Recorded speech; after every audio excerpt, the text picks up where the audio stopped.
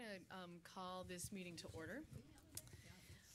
So thank you all for being here. First thing is to review and approve the agenda. I think there are probably no needed changes except that there were 2 addendums added to the consent agenda, but they are posted online.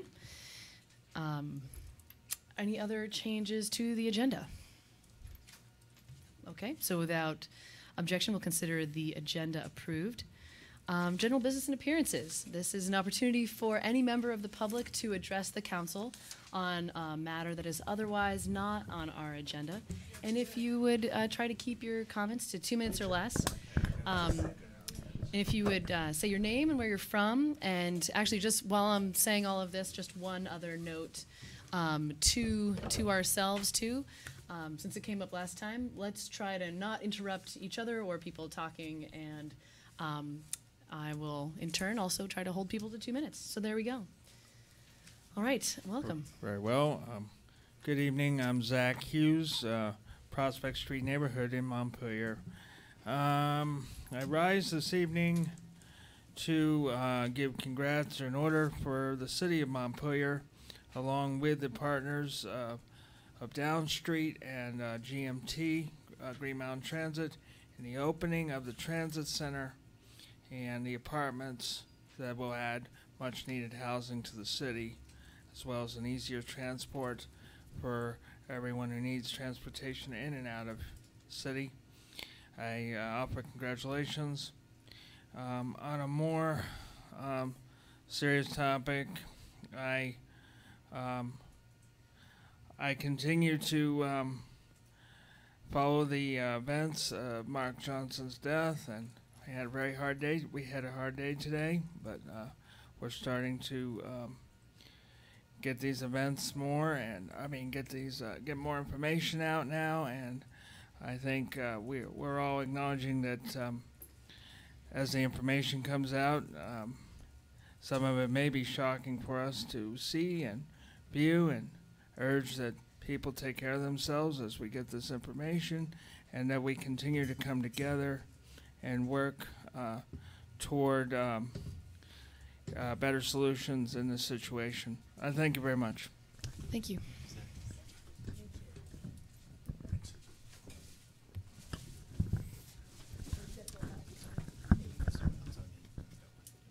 Okay. Anyone else?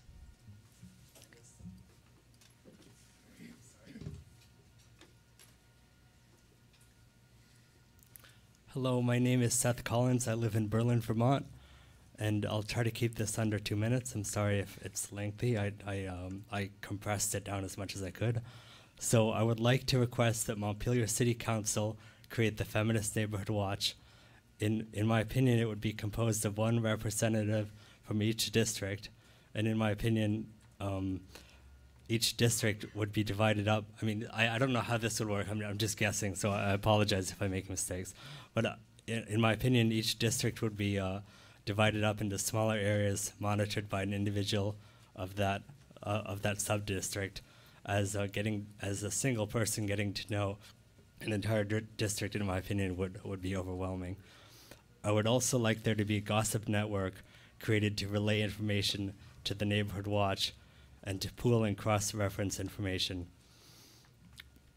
I would also like for City Hall to request from Circle and from the Network Against Domestic and Sexual Violence to have weekly anti-predator activism trainings held in downtown Montpelier, and there to be a direct line and protocol for reporting predators and suspected predators to the neighbor. Sorry, it sounds confusing, but all I want is there to be a direct communication between the town and the city, or the town and the Neighborhood Watch. And I would like for the Gossip Network to support the district representative and the sub-guardians in getting to know the individuals in each district and smaller area. And I would also suggest that there would be district-wide events at separate times for the whole district, so that the district representative and the district sub-guardians could thus get to know people in one area. Thank you. Thanks so much. Thanks a lot. Thank you. All right, anyone else? Morgan Brown, Hello. District 3 resident. Just very quickly, I want to second Zach's comments about the Down Street housing project that just got kicked off, and it's great. So, thank you, everyone. It was hard work, and it paid off. And now we're moving forward with what's available, including the housing and the transportation hub, and that's great. It's good. Thank you. Thank you. Anyone else? Steve Whitaker.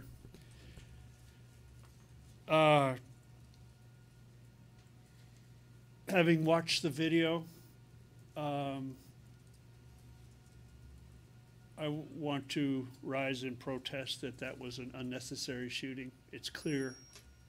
While technically we may have exonerated the police officers because there's a bright line that any firearm aimed at an officer creates a justifiable shooting, but this person was clearly distressed, was not aiming at anything. He was brandishing a gun, looking like he's inviting to be shot, suicide by cop. He would have rather jumped into the river, and he could have been allowed to, but our officers shouted him back down rather than let him jump into the river, which at worst case would have broken a leg. We also had the beanbag option, but I believe that went off the record when Jack McCullough asked Bill why it wasn't used. It's like, I could talk to you about that, as if not to create a paper trail. Okay? That's something that should have been created a paper trail. But this was an absolutely unnecessary shooting from a guy who clearly doesn't know how to wield a firearm, and from a distance where he couldn't have hit the side of a bus. And we took him out with 2 fragmentation rifle rounds. So while I'm not questioning the judgment of exonerating the officer based on the rules we're living in with now, we're better than that. And we may need to release that cop or do some real intensive training. Because even the chatter between them on the video, it's clear that they didn't perceive him as a threat. Like, he couldn't hit them. What's he doing? He's waving that thing around, you know?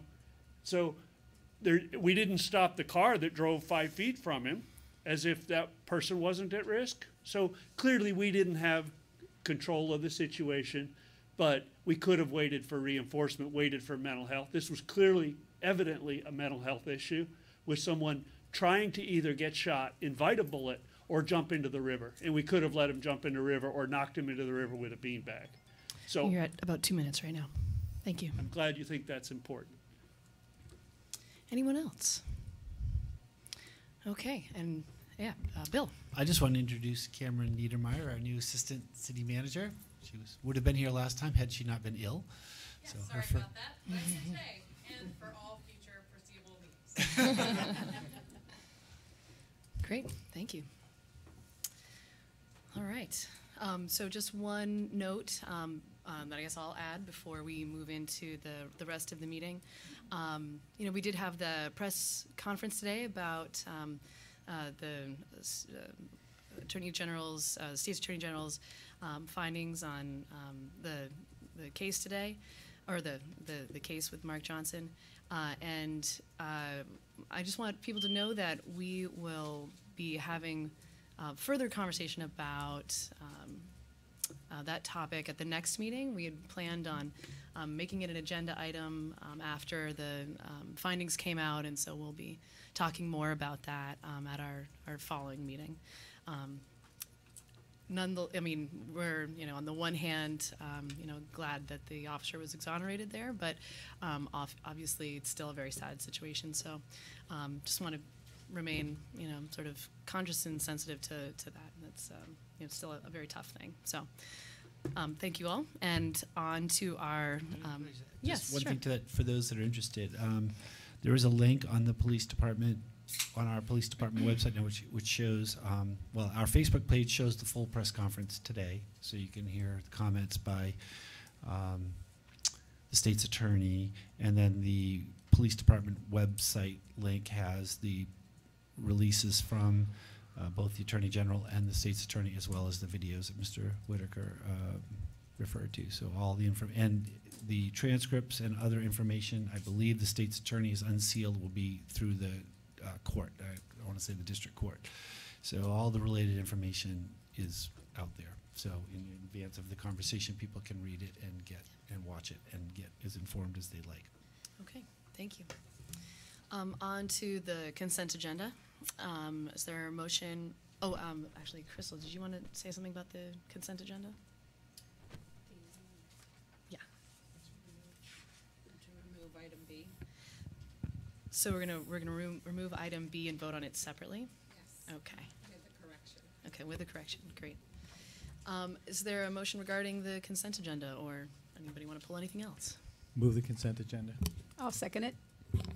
And this, just to clarify, this is a consent agenda without item B. Further discussion?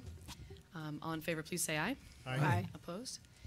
And is there a motion regarding B with the amendments? Or do you want to explain it at all? Or Should have a copy of, do you want to talk into your mic? Thanks. you should all have a copy of the minutes from October 9th. In section 19-289, there's just a little typo on there that's being changed. So I Yep, would John. make a motion that we accept the minutes as amended. Second. This is the minutes of October 9th. Okay, great. All right, so there's been a motion and a second. Further discussion? All in favor, please say aye. Aye. Opposed? All right. So we have a few appointments to make. So the first is the Transportation Infrastructure Committee. So looking at that, there were 2 expiring seats and 2 vacant seats. Excuse me. And we had 2 applications from folks seeking reappointment. I don't know if Celia or Ian are here. If you are, I'm guessing not. Okay. Is there a motion? Yeah. Well, Or a I would- comment, I yeah. will make a motion, but I would like you to know that they both have been very active and attentive to their position on that committee. Wonderful. And I would make a motion that we appoint Ian Anderson and Cecile Richard. Celia Richo? How do you say your last name? I don't know. I think she pronounced it Rico, but I'm not positive. It Okay. looks like Rico. Cecilia but it might- Rico, spelled correctly on the attachment. You want the spelling? It's Riechel as appointments to the Infrastructure Committee. Second. Further discussion? All in favor, please say aye. Aye. Aye. Opposed? Okay, and, all right, so to the Homelessness Task Force, we have a recent vacancy there, and we had 2 folks put their names in for that position, and I know I see Morgan here. Would you like to introduce yourself to the council?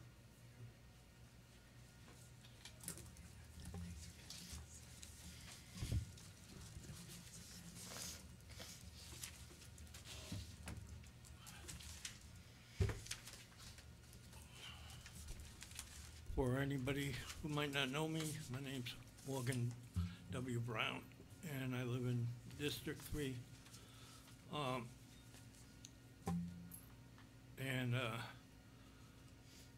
I've lived in Montpelier, I believe, 27 years. Absent 1 year midsummer of 96 to midsummer of 97 when I lived in Barton Village up in the Northeast Kingdom. Came back to Montpelier and lived without permanent housing,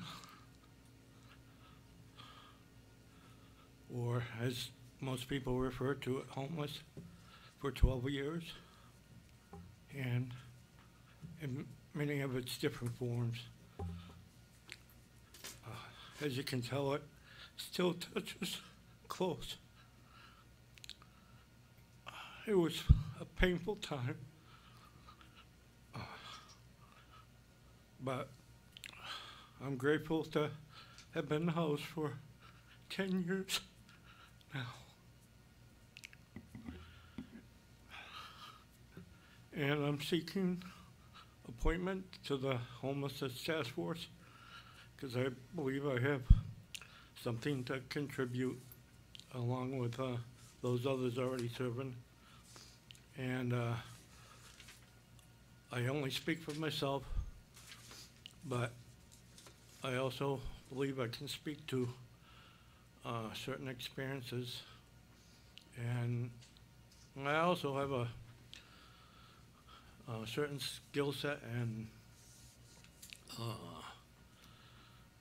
abilities that I've learned over the years, both on the street and off the street.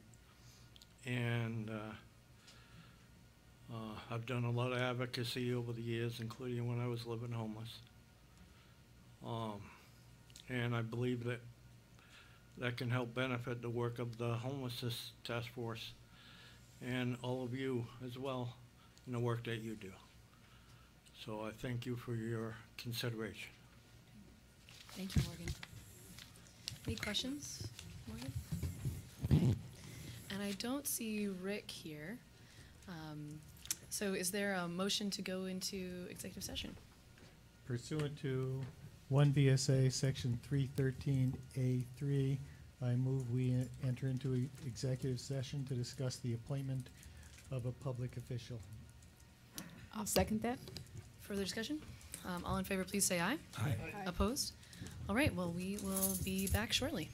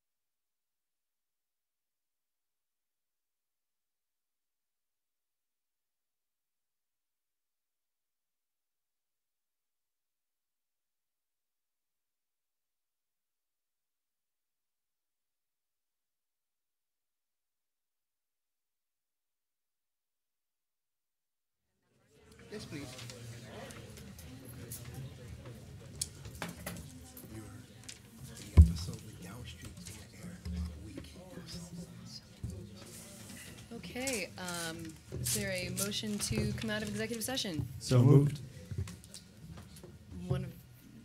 Is there a second? Second, great, okay, all in favor, please say aye. Aye. Opposed?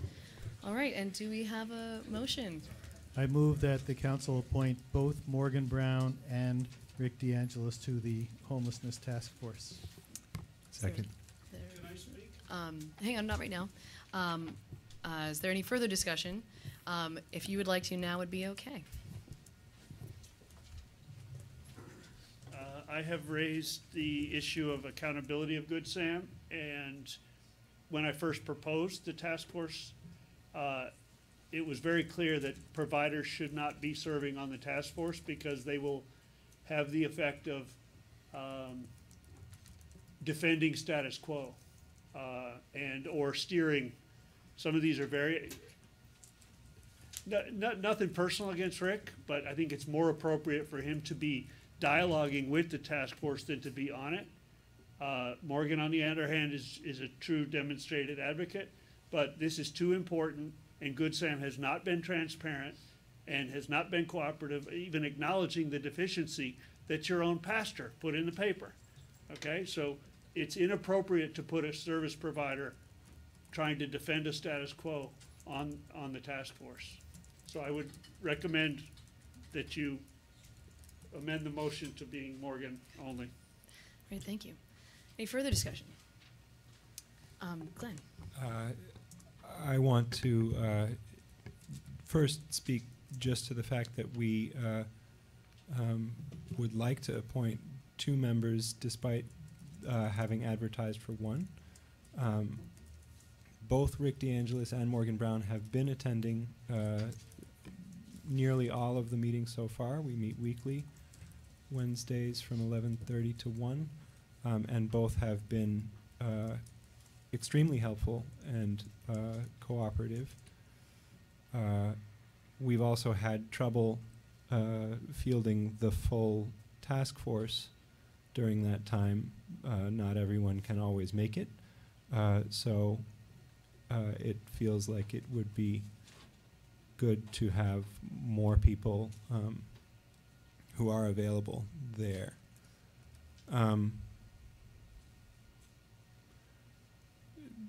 In brief response, personal response anyway, to Mr. Whitaker's comments, I feel that Rick DeAngelis has been clear about his position on the board of Good Sam, and I think that Good Sam as an organization has in fact been extraordinarily cooperative with the city council, and I don't see an adequate reason to prevent him from serving as he is able to do on the task force. I second the motion if I haven't already. Okay. Jack? I also want to say that I've known both Morgan and Rick DeAngelis for many years. They're both devoted advocates who, Rick's been a housing advocate and involved in working for housing in the city of Montpelier and the state for many, many years. Morgan has been an advocate for a range of topics for many years. I think they are both valuable additions to this task force, and so I think they will both be very good and enhance the work of the task force. Zach? Yes, I appreciate that. Zach Hughes again, Prospect Street neighborhood. I think that I had the same thoughts as Mr. Whitaker at first, probably about when I first got word that Rick was going to be appointed, only because it was I saw Rick as did see Rick as a service, in a service provider coming over for the Good Sam. However, in having been in the meetings, two sets of meetings with Rick, I didn't see anything that would indicate that he would, I think we walk a fine line because another member of that task force could be seen as a service provider. I'm also a service provider, but I've always identified myself there as a citizen. So there is this thing, And that's, I was originally going to ask what the intent was tonight, but I'm not going to do that. Instead, let the process flow out. And I can guarantee you, if Rick did cross over a threshold, I'm sure Glenn and myself would come back here and say, that's not what we want to see in here. I think very confident in that. And I've also known Rick for years, and Rick is also on other boards, not just Good Samaritan. So I just want to mention that. Thank you. Great, thank you. Any further discussion? Okay. Sorry. Larry, yeah, go ahead. Sorry.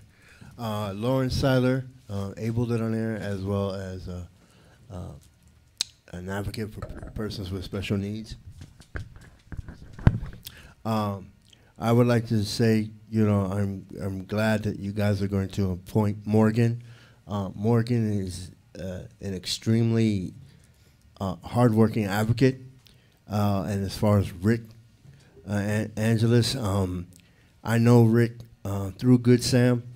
A long time ago, my wife and I were displaced back in 2015, 2016. And if it wasn't for Good Sam, I don't know where we would be. Good Sam is an extremely hardworking organization. I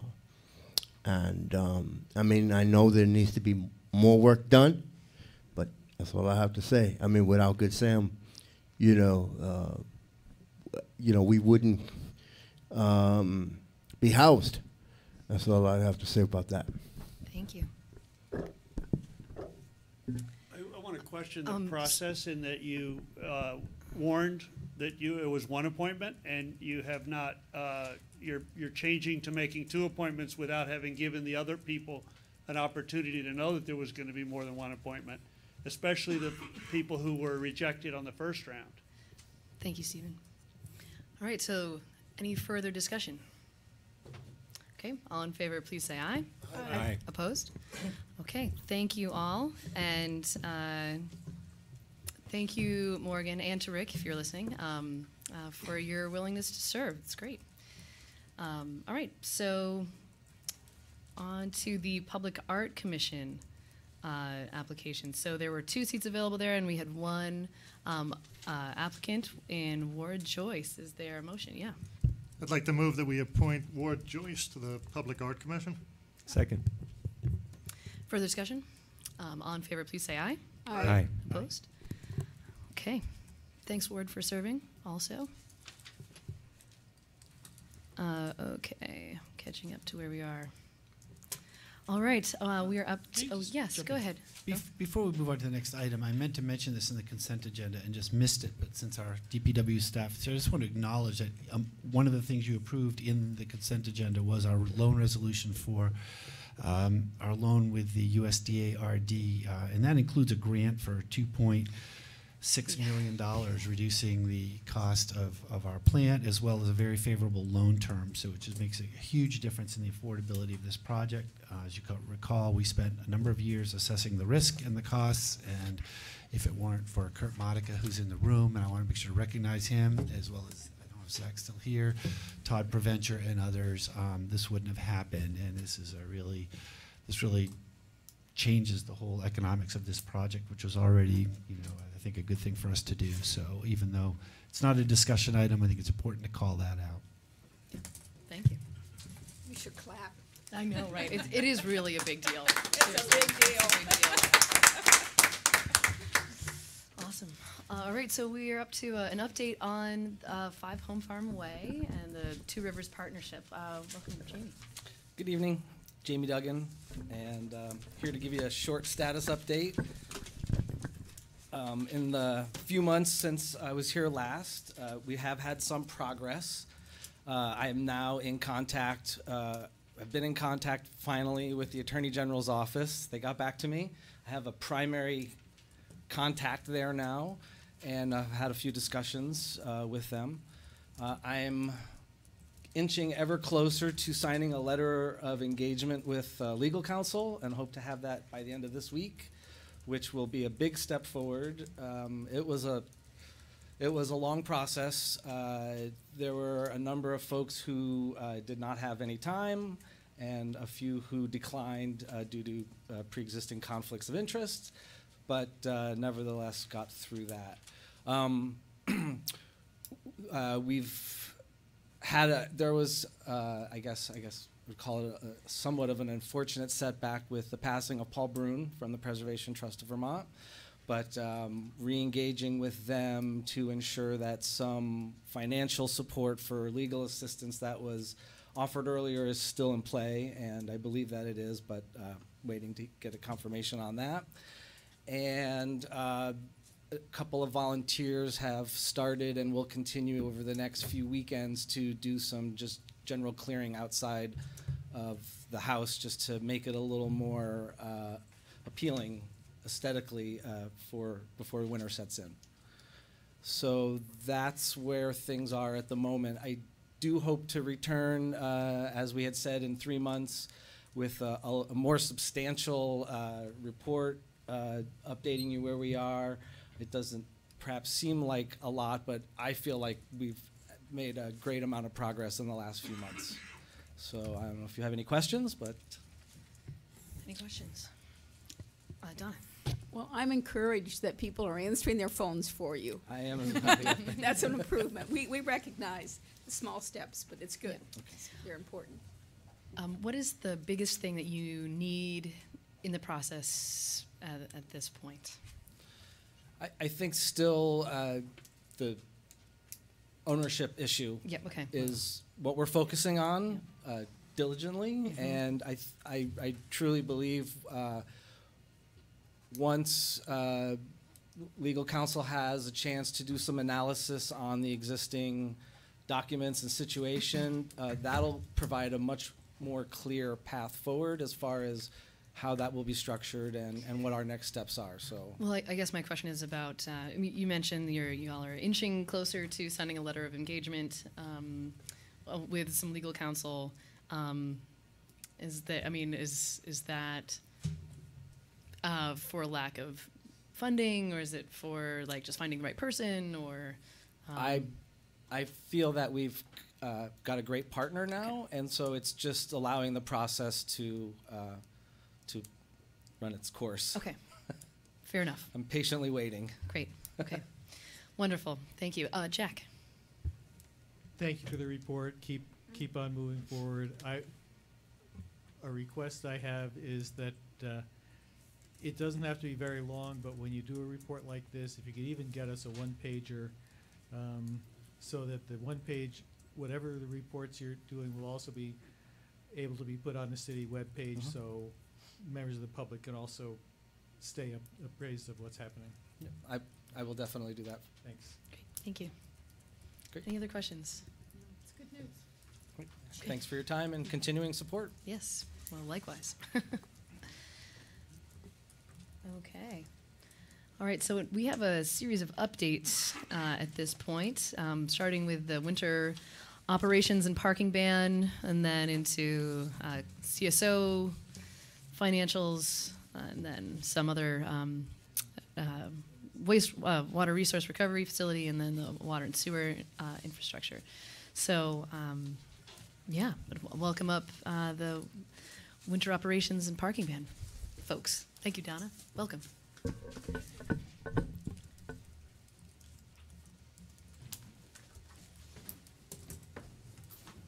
Oh, okay, yeah, great. Do you need a couple minutes to?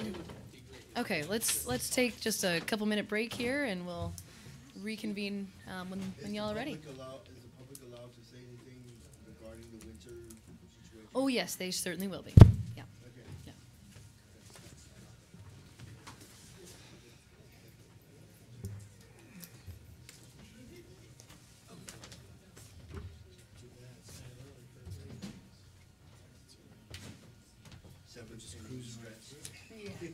Well, it's early though. Yeah, but if I let her go now, you won't break again for a while. Too bad the Yankees are out.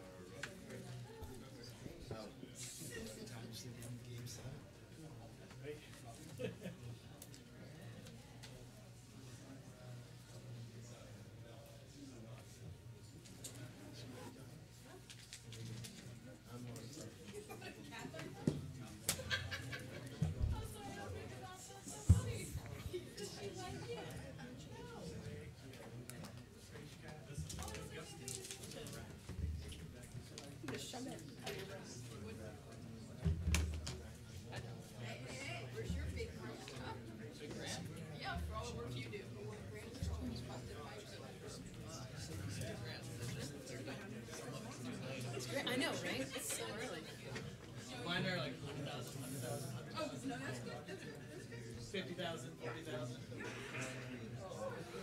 Still feel underappreciated. I can show you.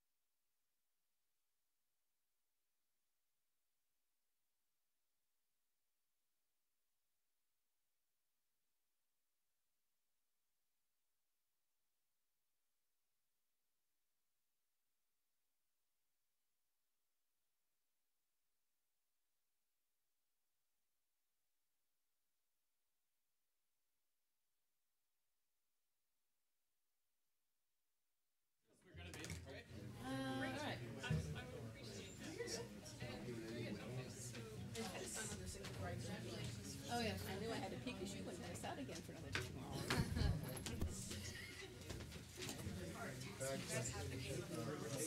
All right, I'm probably going to move myself. Okay, we are going to come back from our break.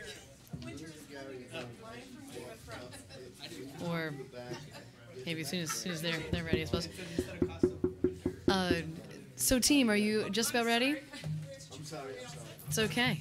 All right. Alright, so I'm going to just show everybody something you've probably already seen. This is... By the way, before you jump in, if you wouldn't mind introducing yourself, and also, if you can, speak into the microphone, and 2 or 3, I'm going to be moving myself, so I'm not in the path of the projector. Oh, yeah, that's good. Perfect. Well, thank you for inviting us here to talk tonight about winter operations. My name is Donna Barlow Casey. I am the Public Works Director here in Montpelier, and I'm joined by Zach Blodgett, our new project manager in the restructuring for the Public Works Department. And tonight we will present an overview to you that really is consistent with the title Winter is Coming. And we have a lot of decisions that we hope we can make collectively tonight and have a good discussion. We know that we won't be able to tackle everything that we would like to, but we're going to give you as much information as we can so that we can have an ongoing dialogue that just begins tonight. And so, for the sake of everybody,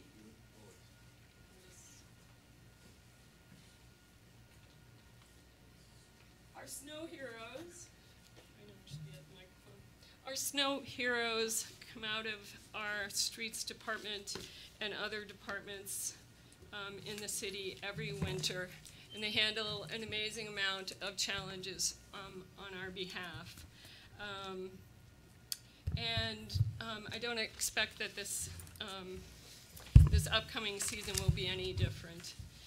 So tonight, Zach and I will review with you the cost of winter operations, and I think that anybody who's been through a winter here in Montpelier, which is pretty much everybody in the room, knows that the cost isn't just financial. The cost is there for impacts to staff morale over long shifts, significant overtime, challenges with parked cars that are in spaces and places that they might not need to be. There are a variety of other challenges that have grown over the past decade. Every mile that we add to a street or portion of a mile, every bike path, every walking path that we have in town has to be cared for in the winter. There are other communities that choose to let some of their paths go for winter skiing, cross-country skiing, or just fall aside as a lane for transportation, pedestrian transportation. We have not made any of those decisions in our community. We also have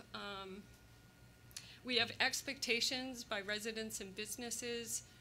We would like to arrive at a place where we're consistent, the council's consistently messaging what's possible, and so we're going to give you a lot of information tonight to consider, and then we can reflect on that.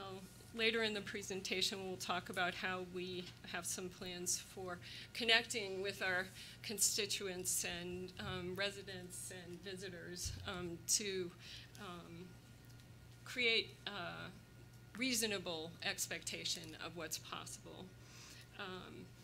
And the other topic I want to cover today a bit is that staffing in the street department is down from what it was 10 years ago, but we're doing many more miles, many more hours, with many more challenges, and as climate shifts occur, freezing rain, ice accumulation, they all have impacts on our ability to manage the winter. We have prepared a presentation. Zach's going to run you through the majority of it. He's going to be our narrator. I will jump in occasionally and add some comments. And by the time we get to the end of the presentation, we're hopeful that we'll have a constructive conversation and make some decisions tonight that we can implement. So first of all, I'd just like to thank our crews for all the hard work that they did last year. And in developing this presentation, Eric Ladd, who is our equipment supervisor, who's not here tonight, he really spent, I would say, over a week or 2 weeks compiling all the data that is used in this presentation, going back all the way to 1985, with some historical knowledge about crews and how many employees we had back in before I was alive. So anyways, as you guys know, it was not last winter was very challenging for not only DPW but for other departments within the city.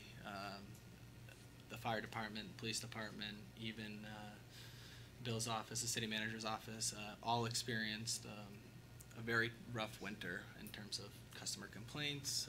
It went from, even in Montpelier, the fire department was helping us with shovel out hydrants because we couldn't get to them. Police was struggling with removing cars within the winter parking ban. So there was a lot of different struggles, and that's why we're here, is to discuss what happened last year and how can we improve on it moving forward. So with that being said, turn the lights down? Sure.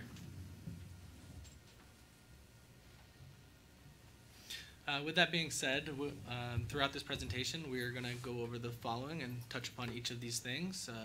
The equipment and maintenance operations that we currently have, how they've changed historically from over time. the salt purchasing and usage, and how the operational changes that have occurred throughout time and how the climate has impacted them. We will take a look at personnel overtime and labor costs. In addition, we will look at how expectations have changed for our operation side of it. We are now doing a lot more maintenance than we once were, and that expectation to continue to maintain those is it's become a challenge for DPW as we expand our networks out. In addition, the winter operations lead into summertime impacts. Our guys spend a lot of time during the winter, and they have to always be on call with available status. So as a result, it carries forward into the summer. They want to take time off, they want to go on vacations, they want to see their family. There's a trickle effect that doesn't just last throughout the winter, it actually lingers into the summer.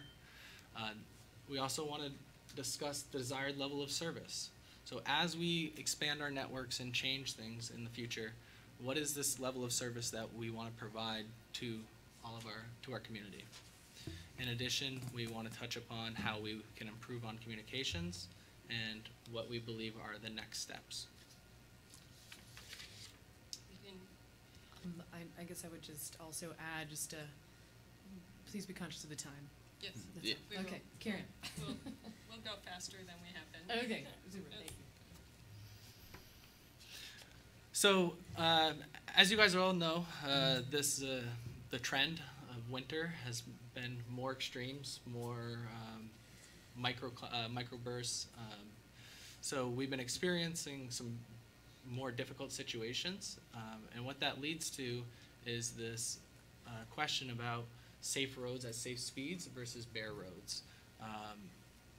The state of Vermont and Montpelier has a safe roads at safe speeds policy, but at certain times, with the amount of calls that we receive and the complaints that we're getting, it seems like we're trying to move towards more of a bare roads policy. So that's some of the discussion that we would like to have. And I think I'll just throw in here that achieving bare roads is probably not possible. That sounds good, but it is way too intensive and costly. Safe roads at safe speed sounds, in comparison, to be somewhat. Sorry. Safe roads at safe speed sounds like a lesser condition, but it's not. Safe roads at safe speeds represent what we are able to do at a maximum level to keep our travelers safe, and bare roads are just not a viable option. There's hardly any community that experiences significant snowfall that has a bare roads policy.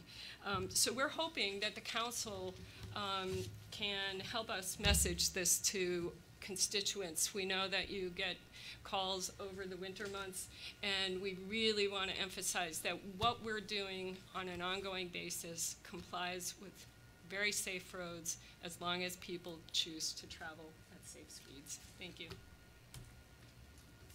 So here's an overview of our equipment. We have 16 pieces of equipment for plowing, salting, sanding that are in our fleet.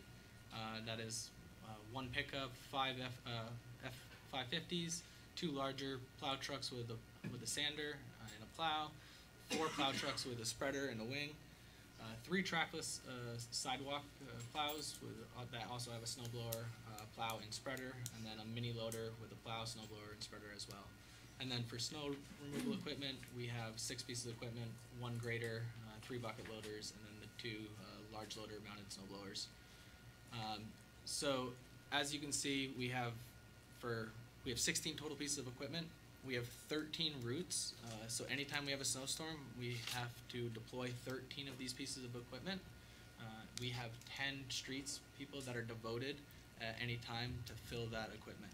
So at any given time, we're calling on other water sewer people, mechanics, people within other departments to make sure that we can fill the routes that we have for all of our pieces of equipment.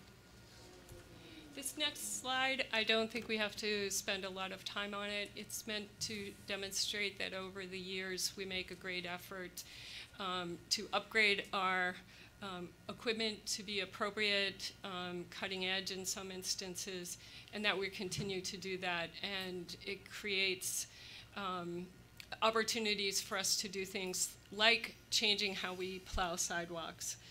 Originally, we were pushing snow and only pushing snow. Now we are able to clear the sidewalk, lay down salt and sand, all in one travel through, which saves time and creates efficiencies. And we're constantly upgrading our ability to increase efficiencies through the purchase of new equipment. So the original Bombardier plow is the top picture right there, where it could only just push the snow. And back in 1995-96 era, we were only really predominantly clearing the downtown district. We weren't going up in the top of Northfield Street, Town Hill. It was just our focus was really in the downtown.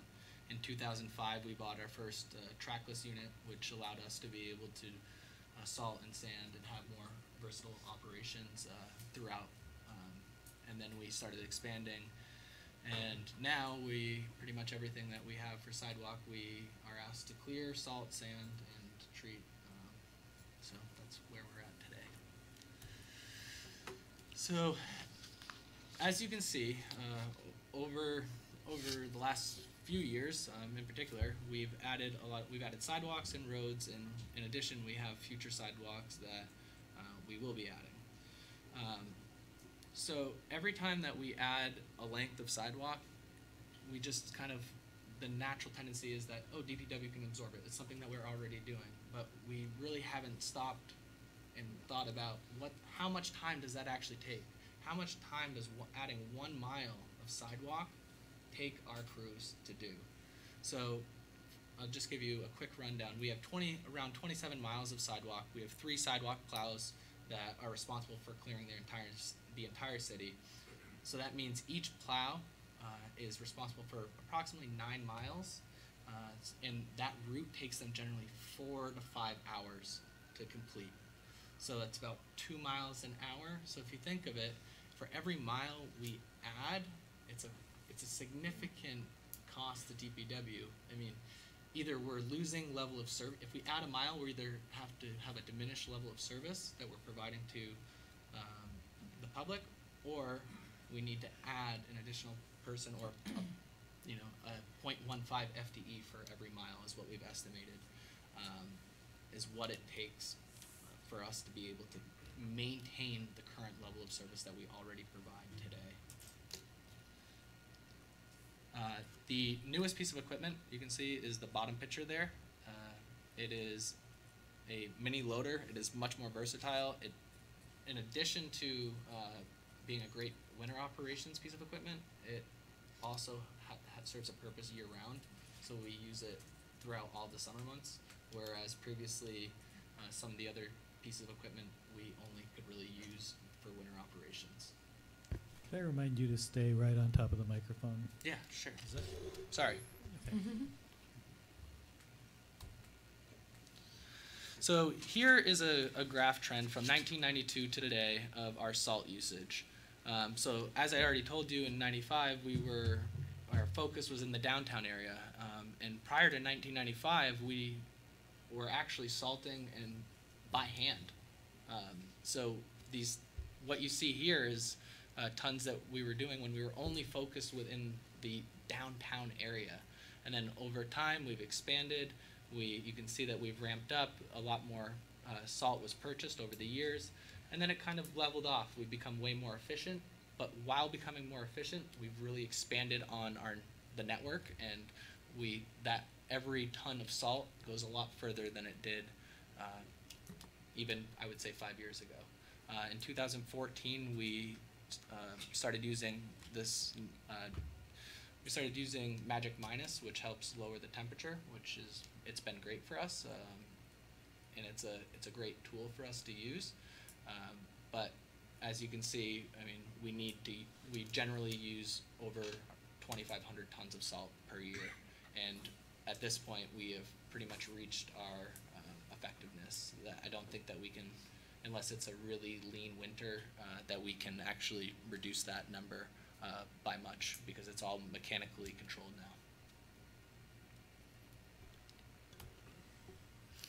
All right, so here's a graph, and there's kind of a lot of information here.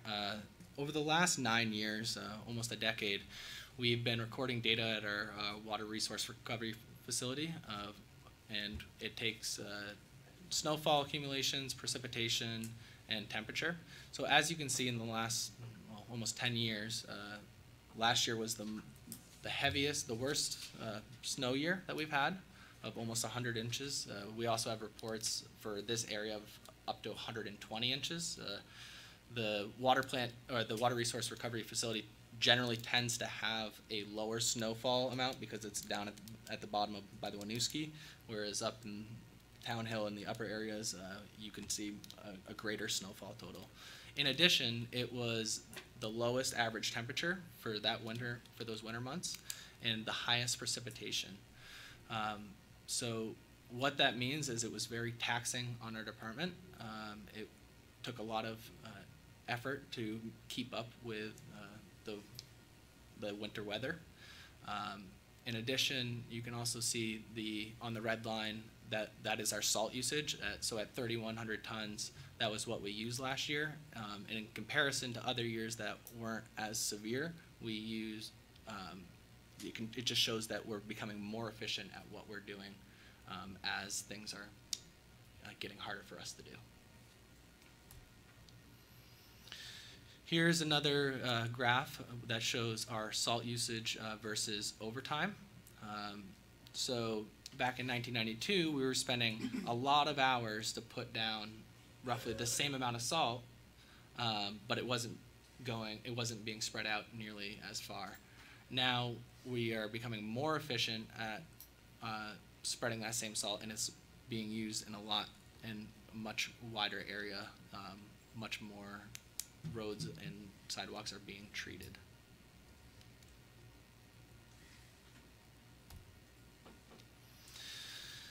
So here's a graph of where we were with employees down at the garage. In 1985, we had around 35 employees down at the Public Works garage, and now we're down to 24 and a half. That half is a shared employee that we share with the cemetery division. And as you can, so the green bar here shows you all the employees at the garage, where the orange bar next to it shows you the employees that were involved in plowing or winter operations. So last year, it took almost everyone that we had at the garage in order to perform winter operations. And what that translated to is there were some events that I'm sure you all remember when we had water leaks that we weren't really ready. We didn't have people available because they had been out all night with helping out with winter operations. You can see in some of the other years where the green bar is significantly larger than the orange bar or the trend line, that those employees were typically our water sewer guys that were ready for any of those events. Before we go on, excuse me. Before we go on, and I realize we're running late here and we have a lot of information to share with you, so we're going to try and just move this forward a little faster. We are currently technically down 2 of our employees for the coming winter, and we have not added, even though you've heard for the first half of this presentation how much miles have been added and how many efficiencies we've tried to create. We have 2 people on light duty, and so that will dramatically impact our ability to keep overtime under control. We have come to the conclusion that a reasonable, humane average for our staff of between 200 and 250 overtime hours per person per winter season is a reasonable expectation. Last year, we had people with over 400 hours of just overtime. And that is what causes us to have impacts that go past the winter season, because when you have that much overtime, you come off the season exhausted. You have lots of opportunity to want to be doing things with your family because you haven't seen them all winter long. And we really need to begin this year to think about that and pull that average back. And I'm sure it won't happen unless we have an unusually mild winter. This is just a long-term desire on our part to really rein this in. Do you consider that to be 16 weeks for the length of the season? So they actually, what we looked at was from mid-November to April, and that when we pulled out our work orders, we basically took from the first day that we had any snow winter operation event that occurred to the very end when the last winter operation event. So it was somewhere in approximately 5 months worth of time. It's more like 20 weeks. Okay, 20 weeks. Yep. Thanks. So here's a chart of each of our winter overtime, our employees with the amount of hours that they spent in overtime. So at the target range that we have within the budget is around, on average, it's around 175 hours per employee. As you can see, there's the dotted line here, right here. Everyone to the right is within the streets division, and they were all above 200 hours. At 200 hours, we have realized that people stop picking up the phone. They just don't want to do it anymore. They like the money, they like they like providing for the family, but at a certain point, they just get tired, and so we want to make sure that we're not overworking our guys. The joke last year was that we were borderline a mutiny from our guys because they'd had enough. So if we actually take all of these that are above this target range, that's 840 hours, which is if we took just the regular days available to work within that 5-month span, it is exactly one employee, just in a reduction in overtime hours to meet the target level that we look for our guys. And in addition, we've also talked with some other communities, and they have verified that around 200 hours, everyone is starting to go the other way. On the left side, this is everyone else that had to participate in winter operations and the hours that they also helped out.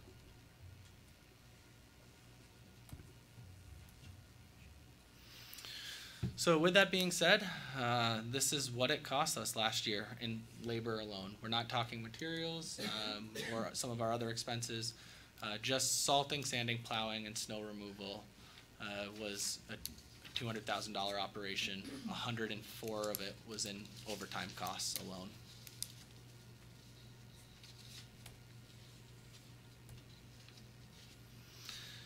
Here is the department as a whole. Everything that we did for work orders between November and April translated to about $300,000 worth of work.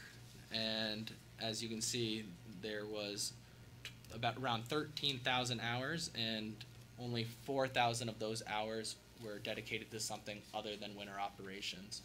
So everything with the orange, the purple, and the pink are all winter ops, and then these two pieces over here are water leaks and things that were not related to winter operations. So where does that leave us in the summer? It leaves us with a lot of time that people want to go on vacation, and what it equates to is about 4 people on average that can be gone any given day throughout the summer. Can I ask you a question about that? Yeah. Just the way the hours work out, it's still one full-time position, or like a full-time position might have a majority of the hours being spent I guess together with overtime in the winter, that leaves people with more time to take off in the summer, or? So because they're on available status, they're not really, they're not, I'm not gonna say they're not allowed to take a vacation during the winter, but they generally don't take time in the winter. Right. So it's all accumulated, and then they all wanna leave once the weather turns nice. Right, right. So they have some built-in vacation time. that Built they vacation, just- sick, there's a whole list of different times that they get. Comp is one of them. A lot of people choose to take comp and then take it off at a different time of the year. Okay. The standard work week is 37 and a half, so the comp time is the difference between 37 and a half and 40. So standard work week for us is, I think, 40. Okay.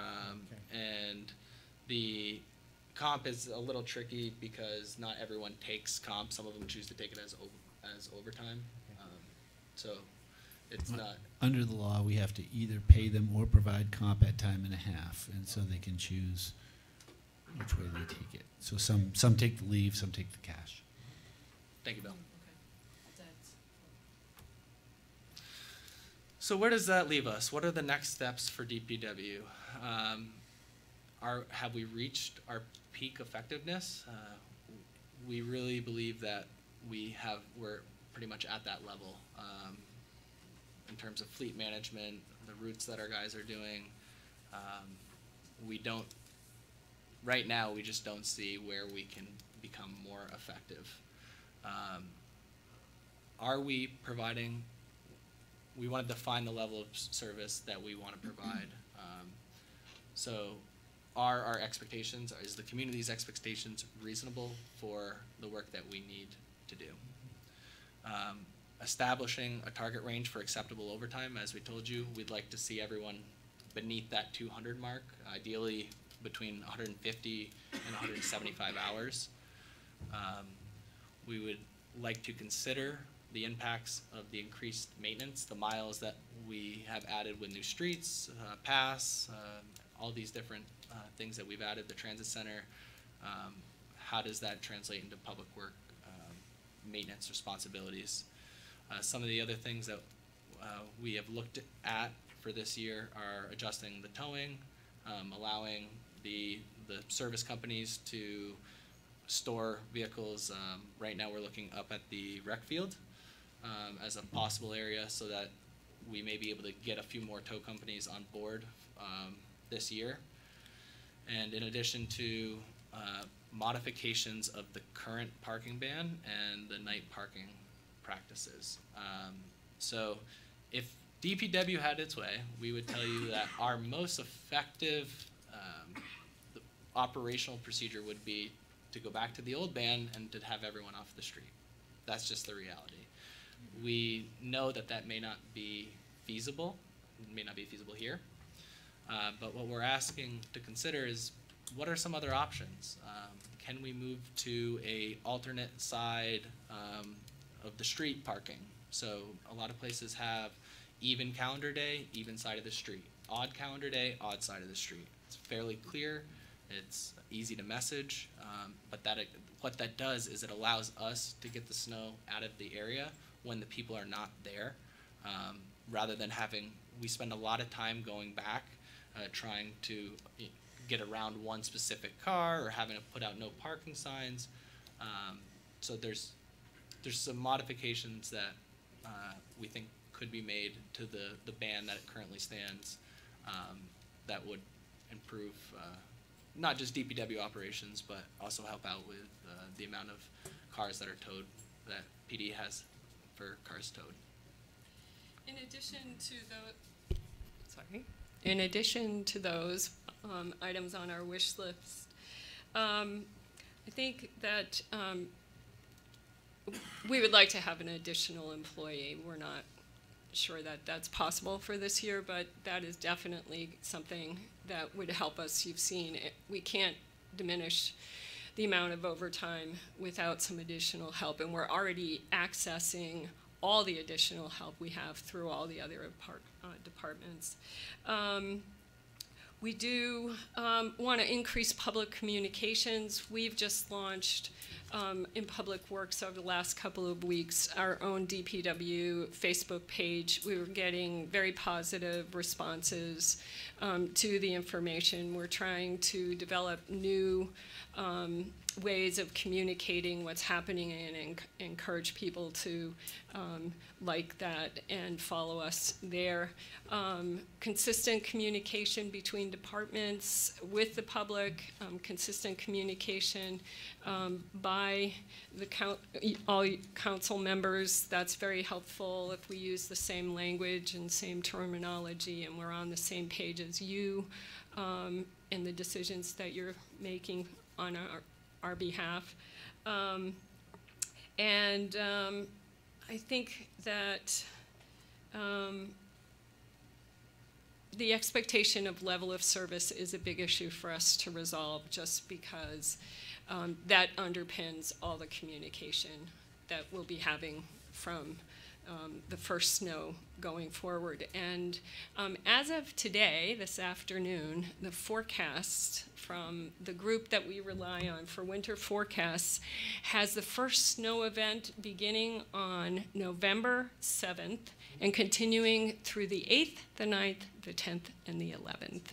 And so while they expect just dustings in those days, that is far sooner than we would like to have it happen.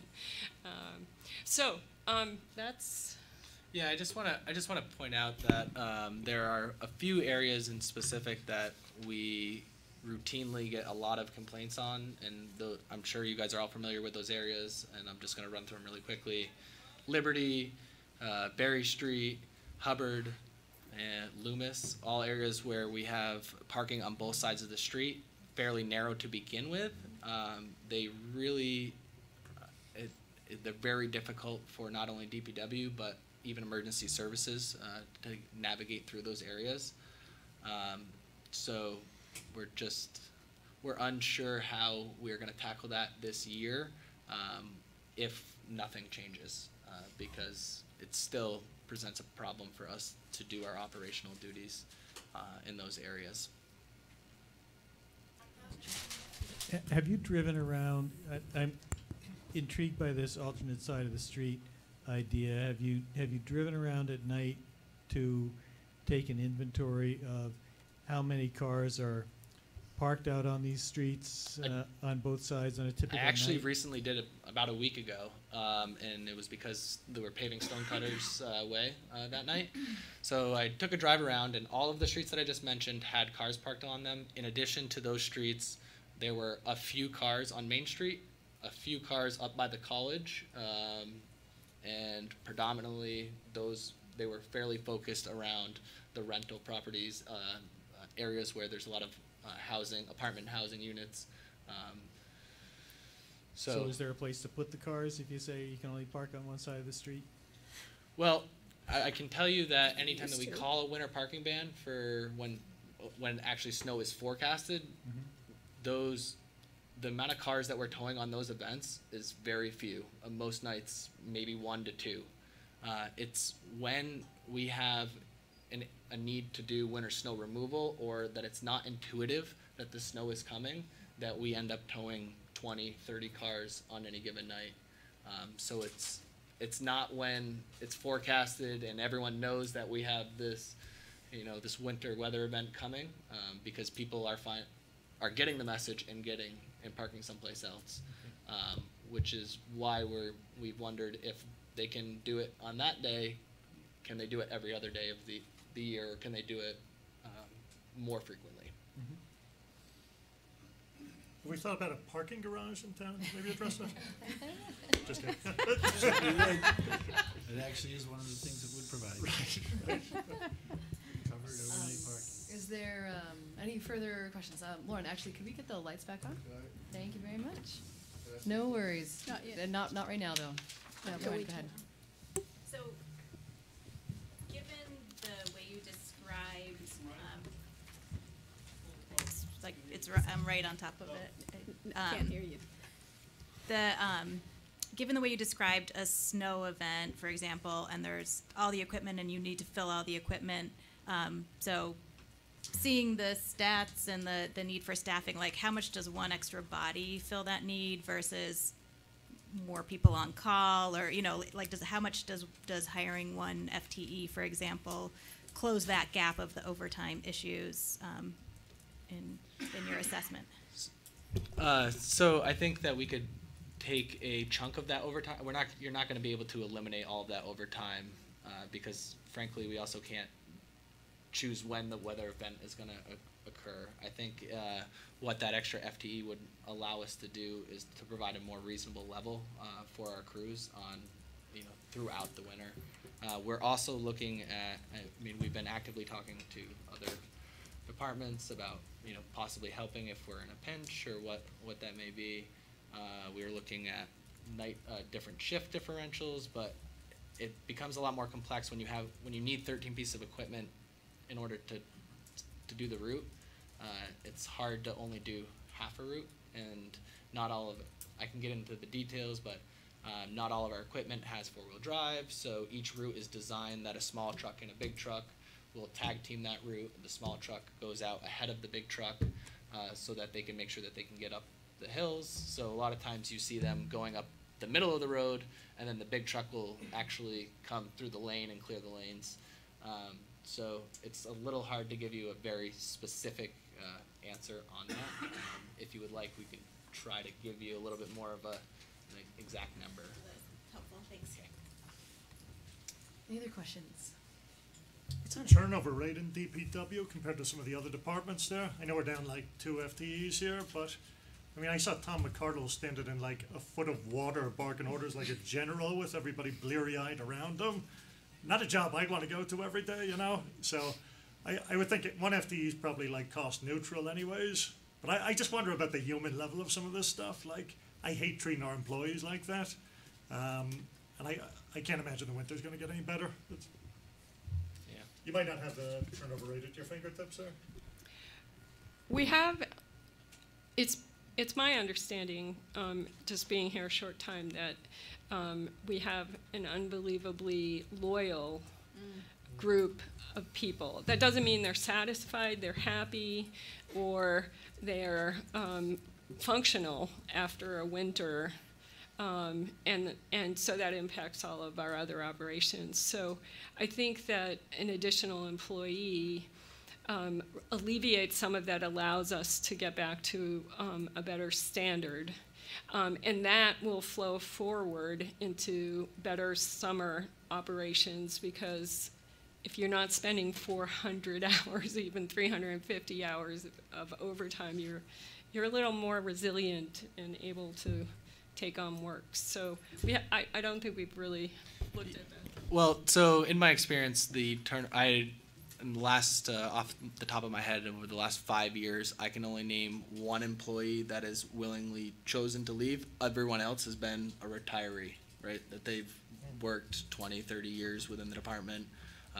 Not everyone stays if they started in water sewer. Not everyone wants to stay with water sewer. You see some of them going to streets, finding a different home within the city. But I would say, in general, that I haven't really experienced a high turnover rate, even within our crews. Masochists? Jonathan Glenn. So you mentioned about having alternating sides of the street. Are you going to be asking us to make a specific decision tonight? Are you going to come back and give us a specific proposal? Is that something that you all would like to consider, and possibly even implementing this year as a pilot? Or we were trying to gauge your feeling on even implementing something like that. Well, I personally think something has to give. I remember hearing Tom talk about the fact that the cleanup works take so much longer. And once people have gotten used to this, I'm going to call service on demand of the snow, they're not so willing to not be on the street when you need to clean it up. And that just takes a lot of human power to notify and post. And so I'd rather see something straightforward, and that we make it more of a compromise that helps the crew and still helps our parkers. Glenn. I kind of want to come back to what Donna was saying, but the question I had before that was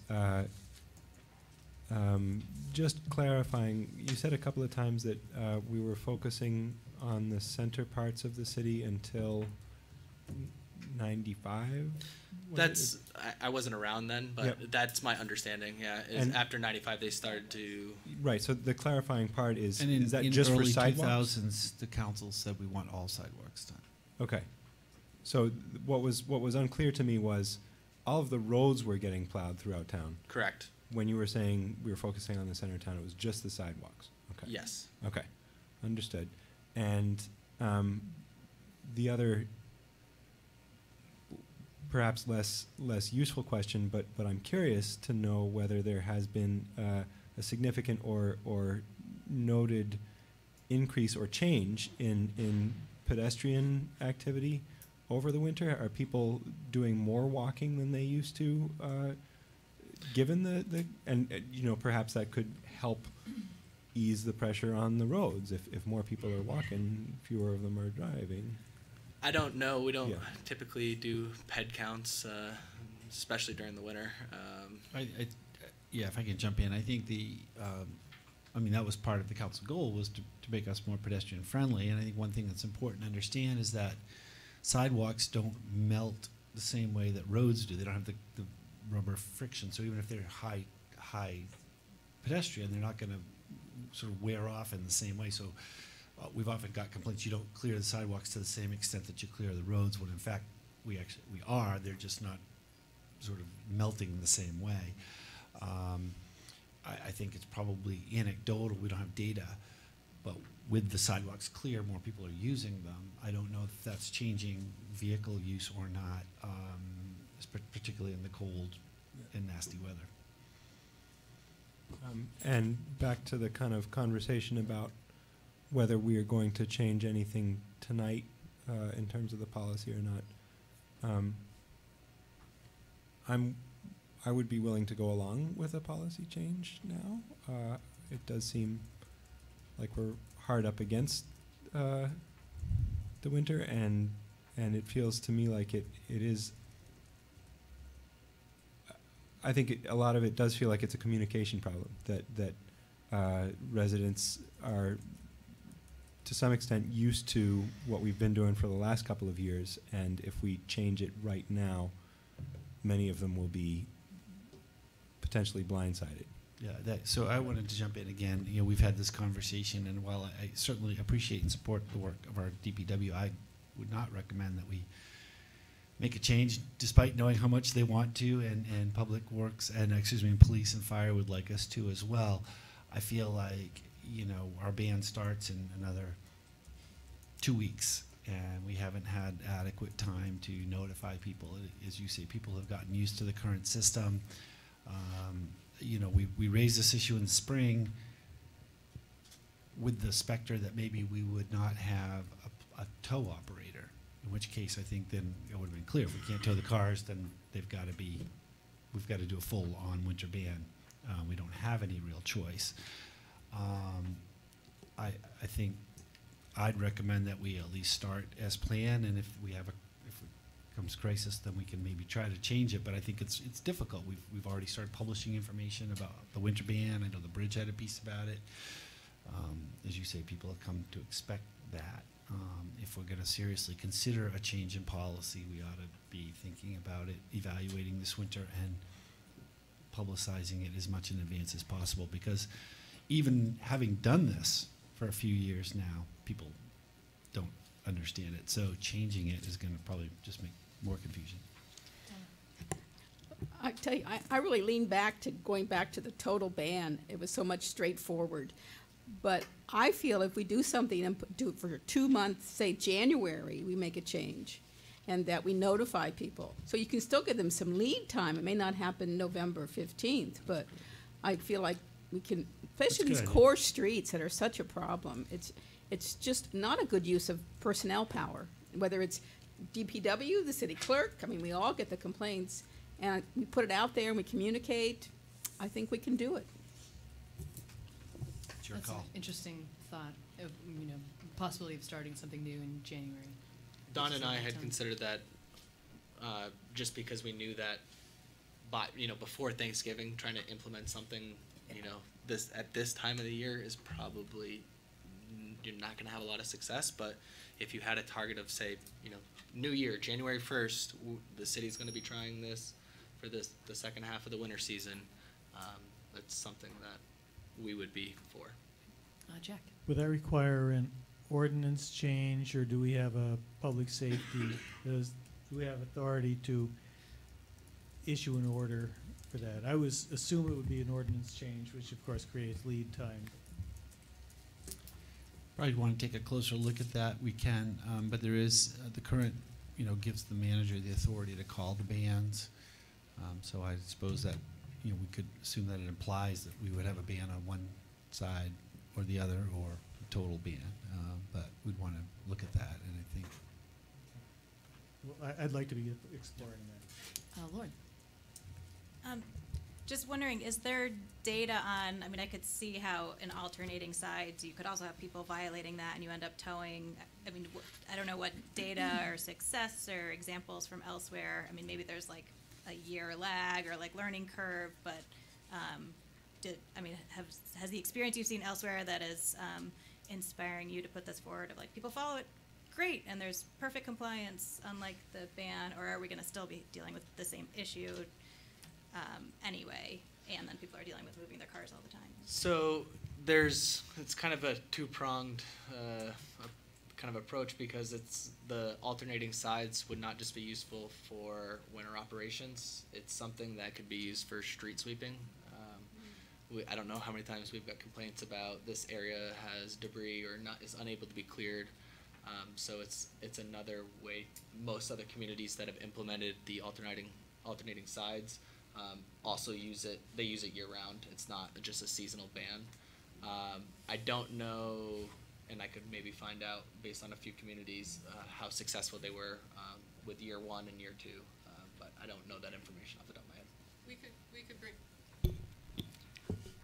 We could come back at the next meeting with that information. I'm sure we can make some phone calls. That would be interesting. Even if at the next meeting, well, even if you're able to just send an update or an email, that would be useful. I would picture maybe not necessarily having having it on the agenda unless you are also making a proposal. Do you know what I mean? Like, yep. Let's put it on the agenda when you're ready to come back with like here's what we recommend if there's going to be a change. Does that sound all right?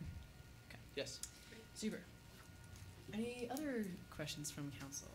about this? Well, just thank you for all this information, and thanks, Eric, was it, who gathered it? Yeah. Thank Yeah, Eric. Great. All the charts, very nice. And I believe there were some comments or questions from the public. So yeah, go ahead, Larry. Hi, Lawrence Sadler again.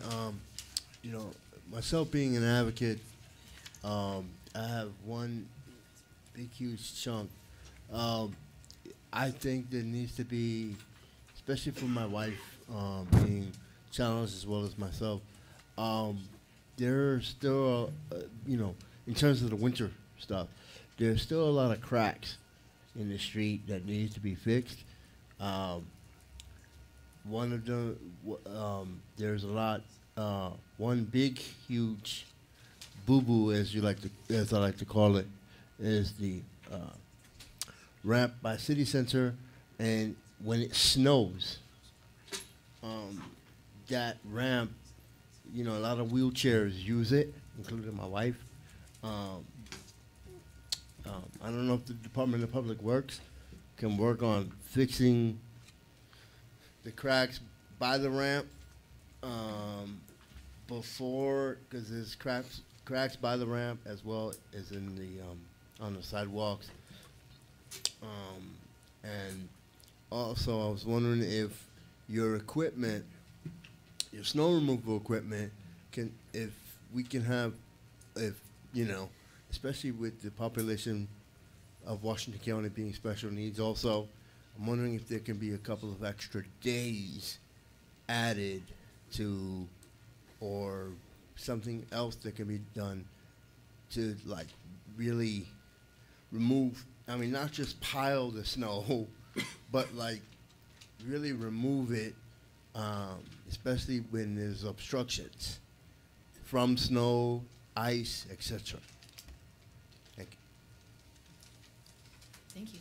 Any other comments, or unless you wanted to address that question, or you don't have to. You can also follow up later if you like. Well, okay. Well, I guess I'll follow up later. Great. Thank you. Yes. Steve Whitaker.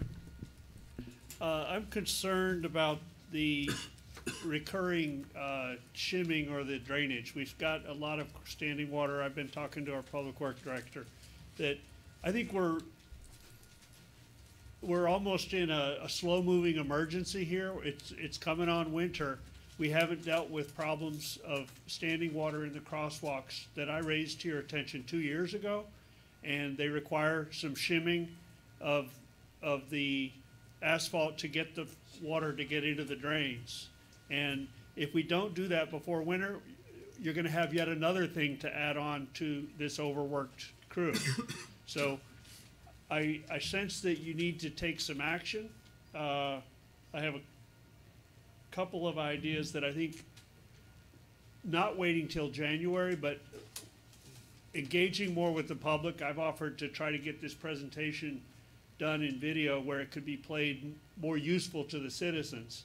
But you also might want to consider some like neighborhood zones of cooperation where people will remind each other to get their cars out of the way on towing. Because the more they cooperate with the vehicle removal and the maintenance, the better off the whole neighborhood's going to be. But imposing that just from the traffic czar's authority is not going to be as effective. So I would ask you to put a priority on the crosswalk and drainage issue before winter hits. I don't know how to do that with FTEs. I'll also point out that this winter burnout is coming out of the summer catch-up. We got a decade of neglected maintenance on our sidewalks and in our potholes, et cetera. And it's going to take a long time to dig out from that. But when you burn out folks in the winter, they're not likely to be looking for more work to do in the summer. And you're at about 2 minutes. Thank you. Your 2-minute clock, in the prior session, when you only had 3 people speaking, I've mentioned it's not consistent with the guidance from the League of Cities and Towns and open meeting law to watch your 2-minute clock so closely. Thank you, Stephen. We're going to keep with a 2-minute clock. Okay, yes. Question for the manager. I know that we've heard about this crosswalk and drainage issue before, and I seem to recall that there's, at least with some of the drainage issues, there's a bit of a dispute between who did, the contractor that did some work on state highways, is that right? On Main Correct, Street? although I'll toss this to see if DPW knows about this. I do know that a number of the issues that were brought were also raised to the state contractor, and that they tried to take care of some of them. Whether they were successful in the work that they did, that is obviously that there's probably some crosswalks that they attempted to do something and they didn't have the right approach, or they were unsuccessful in resolving that. I know that there are some that I don't think that they got to that were on Stephen's list, but I know that there were also some that were they at least made an attempt to resolve the issue. So. Okay, thanks.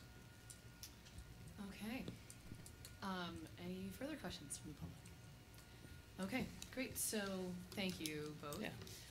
We are going to adjust our schedule here a little bit because I know there's some folks here for some items that are not listed until a little later. So we're going to skip over a couple of the following items: the combined sewer overflow, as well as the water resource recovery facility. And Not cancel, just skip. Just oh, I'm sorry. reshuffle. We're just thank you. We're reshuffling. The point is, we're going to jump to the responsible employer ordinance, first public hearing, And then we're going to go from there directly into the Murray Hill Water Connection Agreement. To that end, my hope is that the Responsible Employer Ordinance first public hearing will be relatively short. This is something that we've discussed previous meetings, so I'm going to officially open the public hearing on this topic. I'm not sure that since we've discussed it multiple meetings prior, I don't know that there's anything we need to say. There's nothing that's changed, Connor, from the last draft we had. Any comments from council at this point? I thought Glenn might have had something that I missed last time, just some language. I do remember there was. Sounded good, Glenn. Let me find it, because I did see that I suggested a change, and the change is not reflected in this copy. Can I interrupt you? Please. Glenn, is that okay? We did get this vetted by our lawyer, or no? We did, and they didn't make any other further changes to it. Okay. Sorry, go ahead, Glenn. Yeah, I found what I brought up last time in the new section 6.4. To me, it feels like there's a redundant reference to the Vermont prevailing wage law, right in the middle of there, which shall effectively incorporate the rates set under the Vermont prevailing wage law applicable to the regional rates for the Montpelier area as calculated in accordance with Vermont's prevailing wage law, including the appropriate. To me, it feels like we could take out one of those clauses, including the Vermont prevailing wage law. So, for example, which shall effectively incorporate the rates. Let's see, which shall effectively incorporate, skip to, the regional rates for the Montpelier area as calculated in accordance with Vermont's prevailing wage law, including the appropriate apprentice classification. Did you get that, Crystal? Can you say it one more time? Yes. So, I'll read the entirety of section 6.4 as I propose it. The bidder or proposer and subcontractors under the bidder or proposer must comply with the obligations established by the city for payment of a responsible wage, which shall effectively incorporate the regional rates for the Montpelier area as calculated in accordance with Vermont's prevailing wage law, and then it's as it goes, including the appropriate apprentice classification, etc. Right. You figure that out? You can handle this. Okay. I'll Okay.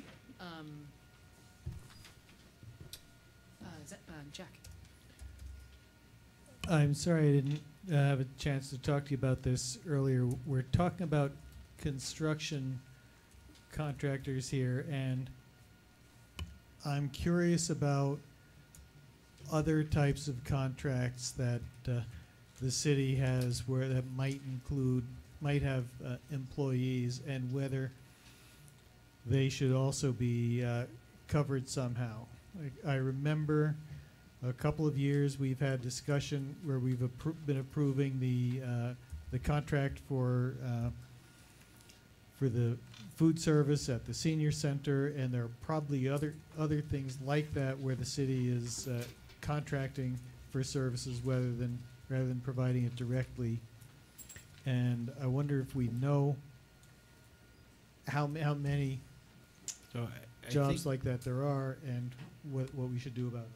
So I think the key thing here is the financial threshold. $200,000. $200,000 or above. So most of those service contracts don't fall above that. So we could look at all contracts that are about that, but the construction industry already has the mechanism to do this, whereas some of the others may not. So it was really, I think, not to take Connor's thunder, but I think it's intended for major construction projects, not all of every piece of work we do. We actually scaled it down even more with the latest draft to make certain it was workers on the construction site rather than office workers who would have been in the same company, just given the nature of the job. I'm going to piggyback on that, though, Jack's comment. Is it, I mean, I know sort of when we started this conversation, we were wondering how many projects would have been affected by this, but I'm assuming we still don't know that, which makes me wonder if it's sort of if it's a reasonable question or too difficult a question. I don't think it's too difficult a question. We can get that for second reading if we haven't got it already. I think the key issue is that I think what convinced us was that the state's already following this, and that we don't have a lot of contracts above $200,000. We can get the number, but in talking with those contractors, they're pretty much following this anyways. And just to be fair, I mean, part of my reason in asking is just to know what the impact would be for us. But I also understand, too, that even if the number is 0, that it still sets a good precedent and it's still worth doing. But nonetheless, I think that would be an important thing for us to know. Okay, any, Donna? Well, I still hope that we move forward to go beyond construction work. Yes. Thank you. Yes, I agree. Other comments? Yeah, Lauren. Yeah, I would just echo that as well. I mean, I view this as a great first step and a great thing to put in place, and let's not hold it up to let the maybe perfect be the enemy of the good. So, great first step, but definitely want to keep this on the, looking at how we could broaden this and looking forward to that. Thanks. Great. All right, any comments from the public? Okay. Unless, no?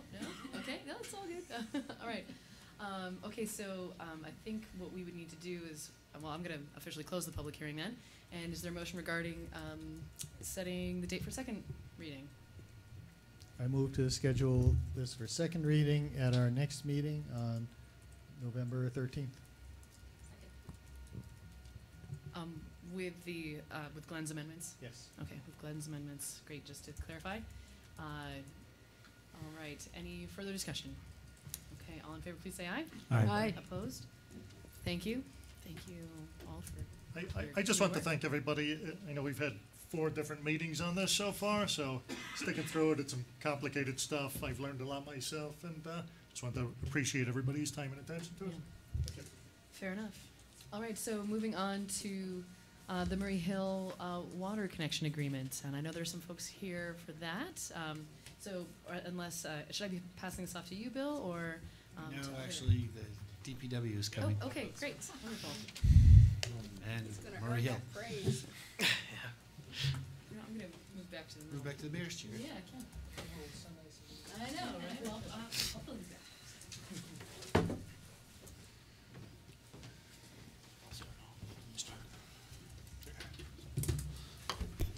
Thank you. I'm here on behalf of Murray Hill Homeowners Association. I'm the president. My name's Eric Bigglestone. Some of you are aware of this proposal in a more depth than others. We've had our council members at various meetings over the past year or so. This is a discussion that we've had amongst our board for well over probably 2 years now. And real quickly, just to get you up to speed, what got us to where we are today. Roughly 35 years ago, when Murray Hill was built by the Senecals, they decided to build their own water supply through wells that they have managed ever since. Ken Senecal has been the system's water operator. And a few years ago, he expressed interest in wanting to retire from that duty, which left us as a board with a few decisions, whether we decide to hire another operator through another company, or we start to possibly look into connecting to the municipal water system. As that was not an option many, many years ago, but it is an option now. So that's where we are today. It was accelerated last summer, 2018, when our wells underperformed for the first time. I wouldn't say underperformed, but showed some signs of stress. We had to accelerate some maintenance on them, which they bounced back up. But we do feel with Ken retiring and having to look elsewhere for those services, which would definitely cost significant amount of money, we felt that it's the best interest of Murray Hill to explore this option of connecting to the city, where we've done all the research, and we have all the engineers and you have all the data. I'd like to also add that the city has been nothing but fantastic in all this, the communication, the professionalism with Kurt and everybody on his staff, as well as Jim. So that's where we are today. Just a quick introduction. My name is Jim Tringe. I'm a Murray Hill resident and a board member of the Murray Hill Homeowners Association and the chair of the ad hoc water system committee. And I just want to echo Eric's comments. Tom McCardle and Kurt Monica extremely helpful as we explored this process, as well as Jack and Connor and their engagement through the process to help understand really what our needs are. The other group that I want to give a lot of credit to is the Drinking Water State Revolving Loan Fund, which allowed us to pay for this engineering study. It was expensive for a homeowners association to do that, so access to those funds was very helpful. And that's what really got us here today. So we appreciate all the hard work that people have put into this, and I think we're close to a big milestone. I'm Kurt Monica, Deputy Director of Public Works. As Eric and Jim mentioned, we've been working closely on this project for quite some time. I think our first discussions were in September of 2018. We had the opportunity to help develop the RFP for the engineering and review those proposals, and then fine-tune the preliminary engineering report at the end. Also, our staff has been up to look at the water system. It's been very well maintained, very few leaks up there. We would be, as part of this agreement, taking over responsibility of the infrastructure. It does include one pump station. Currently, our water treatment plant staff operate pump stations, so that would be part of their responsibility. And our distribution staff would take over, flushing of the hydrants and any leaks that do develop. But like I said, it has been well maintained by Ken over the years, and I do think this is a really good opportunity for both the city and for Murray Hill. I think everybody wins by making this connection. There's a revenue stream for the city of approximately $46,000 a year, and for Murray Hill, it's a very modest increase in what they currently pay for rates, as well as having the reliability of a full city staff to respond to any emergencies.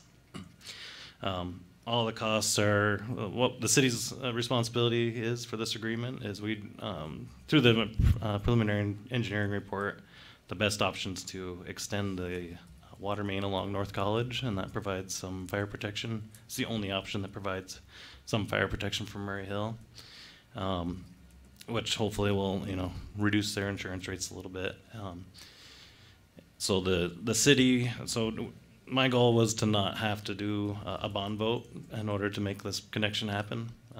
So we'd be looking at extending the North College line to the end of the street and securing the easement cross-country to connect to the Murray Hill system. All of that work would be done in-house by Public Works staff. The work from the intersection of Town Street to the end of North College would be done by Public Works staff. From there, it would be Murray Hill's contractor to connect to their water system. So the investment for the city is relatively small. I think it's, I was thinking in material costs, somewhere between, somewhere around $20,000 or so. So, like I said, I think this is a win for everybody. What we're asking for tonight is the council to authorize the city manager to approve the agreement that was submitted in the council packets, which really details the responsibility of the city and Murray Hill. And there'll be a separate, we'd come back to the council at a later date to actually take acceptance of the water system once we've verified that all of the work identified in that agreement is complete. Any questions? Well, so I have a question. So there's a pump house that Murray Hill has currently. Is that correct? And I noticed one of the provisions in the agreement has you all updating that or bringing it up to code. I assume that once it's up to code that the city would take over, like this is sort of what you were just saying, right? That the city would end up take over running that pump station. Is that more or less correct? Yep, that's correct. After that, so right now, all of our water pump stations are connected to our computer monitoring systems. So that's part of the upgrades that need to be done, but radio communications, so we can sort of monitor that station remotely. But yes, so ultimately that would become a part of the city's infrastructure. Mm-hmm. Any other questions? It was funny that we were planned to have this presentation happen right after a presentation on the water and sewer finances, which caused a lot of deep breathing on my part. In any case, having this prospect, I think, makes a lot of sense for us, and hopefully for you all as well. Or it sounds like it does make sense for you all as well. So I'm inclined to be in favor of it. I think there are some questions that are related to the water system that I'll save for that conversation. As for this proposal, I think it seems great. Other thoughts? Yes. Oh, I was just going to make a motion. Oh, go for it, yeah. Yeah, no, so I move to approve the water system construction, dedication, and water supply agreement, and designate the city manager as the duly authorized agent to execute documents on behalf of the city of Montpelier. A second. Further discussion? Okay, all in favor, please say aye. Aye. Aye. Opposed? Okay, great. Thank you. Great. Thank you, Yeah. appreciate it. Yeah, for sure. Thank you. Okay, so having gotten through those parts of it, of the agenda, I think we may go back. Actually, before we move too much further, I didn't ask for any public comment on that. Did you have anything you wanted to add? If not, okay. Okay, good. Just wanted to check. Just wanted to make sure before we moved on that everyone had a chance to say whatever they might wanted to say. Okay, so we're going to jump back in the agenda. It's about 8:30. How are you all doing? Do you want another break? Are you feeling okay? We're feeling good? Okay, great. So we're going to jump back to the combined sewer water overflow financials, and we'll go as far as we can, but I have a feeling we're going to end up canceling item 15, the Chapter 8 public hearing. I wonder if you want to go to the water system financials first before CSO. There is a Should we do that? PowerPoint for the CSO financials that's a little bit longer. I think the water sewer financials we could go through a little bit faster if you want. That's fine with me. Okay. So we're gonna go to you said the water sewer financials then? Right. Okay. That works. Do you need any time to connect to the projector or anything? I mean, I do have a couple slides. I don't think I necessarily have to do a PowerPoint for this, unless you really want one. But. Well, I mean, I know we all have the slides available. Pages in our packet. Some of the tiniest numbers. So, I mean, we've got it if you need to refer to anything, so. Okay. So this is item 11 now? Yes. Water Oh, no, resources, 12. 12. Keep up. Water, okay. I'm trying. I'm trying. So many changes. Sleight of hand. Item 12. Okay, so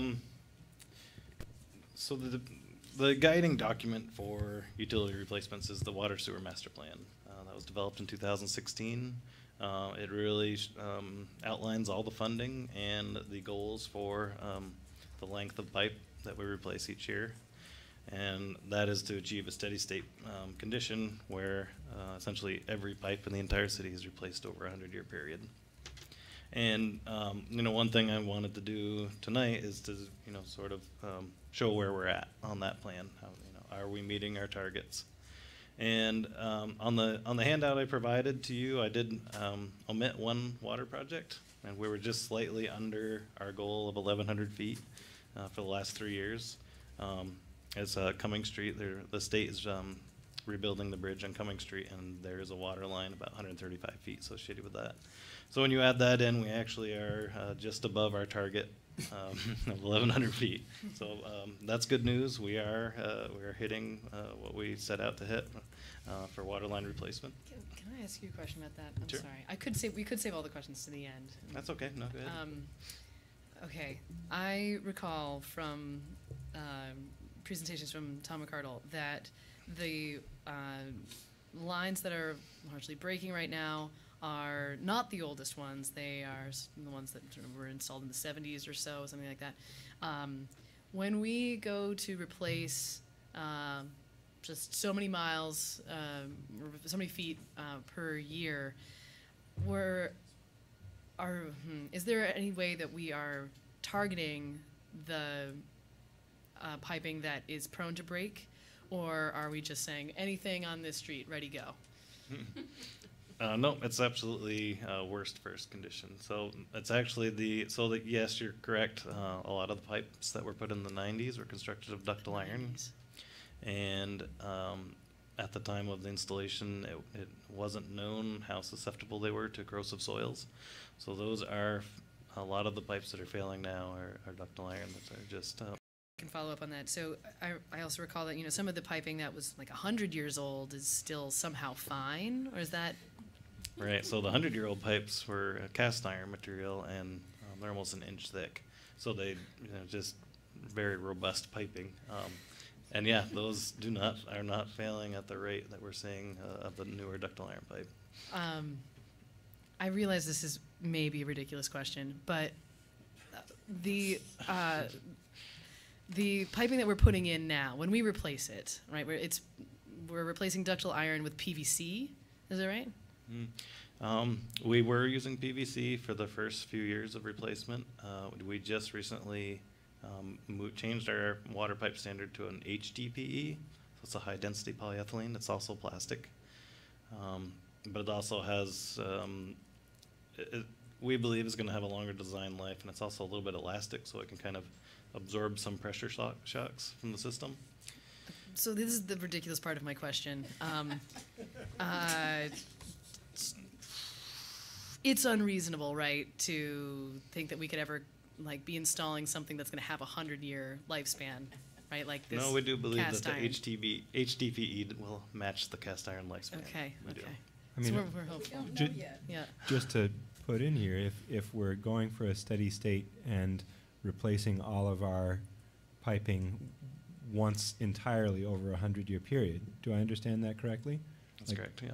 Then we should assume that some of our pipe is going to be 100 years old by the time it gets replaced, right? Which it already is, yeah. Right. So I think we have to hope that HDPE, at least some of it, will last something like 100 years if we want to, if we're going for no breakages, that's what we would want. But there's no way that we could. There's somehow I worry about plastics. I'm just gonna say it. I worry about plastics in general, and their interaction with unexpected chemicals that we may ever have flowing through our pipes or being mixed in with our soils. And the cast iron, for some reason, I'm like, oh yeah, that's stable. That's fine. But there's no way we're going back to cast iron pipes. Well, they don't make it anymore, so we can't get it. Why not? It's just expensive. Okay, thank you for indulging me in my ridiculous Are they too expensive? questions. No, they don't make cast iron pipe anymore. The only metal pipe is really ductile. Why? I don't. I think I'm speaking from its production a place cost of is ignorance. so thick. The cost Cheap of it. plastics. Cheap plastics came in, pushed them out. So nobody makes it. Okay. Lauren, you have a question. Yeah, you might have just answered it, so just trying to get a sense of the alternatives, also being concerned with plastic as the substance, knowing we're learning more and more about the chemicals. And I mean, I think HDPE is one of the better plastics in terms of toxicity, but certainly better than PVC. But just like what were our options and something that maybe, I presume it's the cheapest with the best performance kind of characteristics or for what you were looking for. Just curious what the Yeah. options were. So really, there's 3 water pipe options in the market. It's ductile iron, PVC, or HDPE. The the advantages of HDPE is it's actually fused pipe, so it's actually melted together, as opposed to the other 2 styles of pipe are a gasket and spigot. And there's actually an allowable leakage for all of those gasketed connections. So you're always going to have lost water with that type of pipe. So that's another advantage of the HDPE. There is 0 leakage because there is no joint there. The other benefits are, like I mentioned, it is expandable a little bit, and it's flexible, so you don't need as much concrete at sharp corners to keep the pipe in place. We do we do soil testing before we install the pipe to make sure there's not going to be any issues with the backfill material around it. And it is, from our research, the only pipe that we think is going to get a 100-year design life. The PVC, I think most of the estimates are around 70 years. Ductile, we're getting 30, so don't really want to do that. You can do a plastic wrapped ductile iron, and they also have a galvanized ductile iron option. Those are both fairly expensive. HDPE is also an expensive pipe. It does cost a little bit more, but for the benefits that I just mentioned, we think that it's worth the investment. What are I've heard that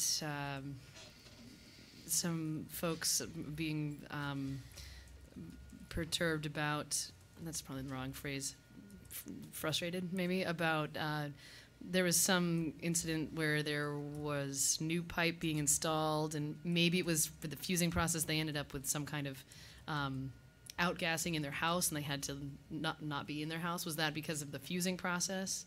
No, that was sewer lining, which is That's also part of the steady state. Something I wanted to talk to you folks tonight about as well. So Sorry, I know we're just talking questions right now. But that's a different process. Right, it's a epoxy lining inside an existing sewer pipe, as opposed to installing a new plastic water main. Okay. So, okay, thank you. Thank you for letting me detour and ask some questions. Please carry on. Okay. So like I said, we're on target for our water system replacement schedule. Sewer is actually a little bit behind, and there's a few reasons for that. One is we were a little bit unsure of the finances of the wastewater plant, so a little bit cautious on how much money we spent. Things are looking better now on that front, so that's good news.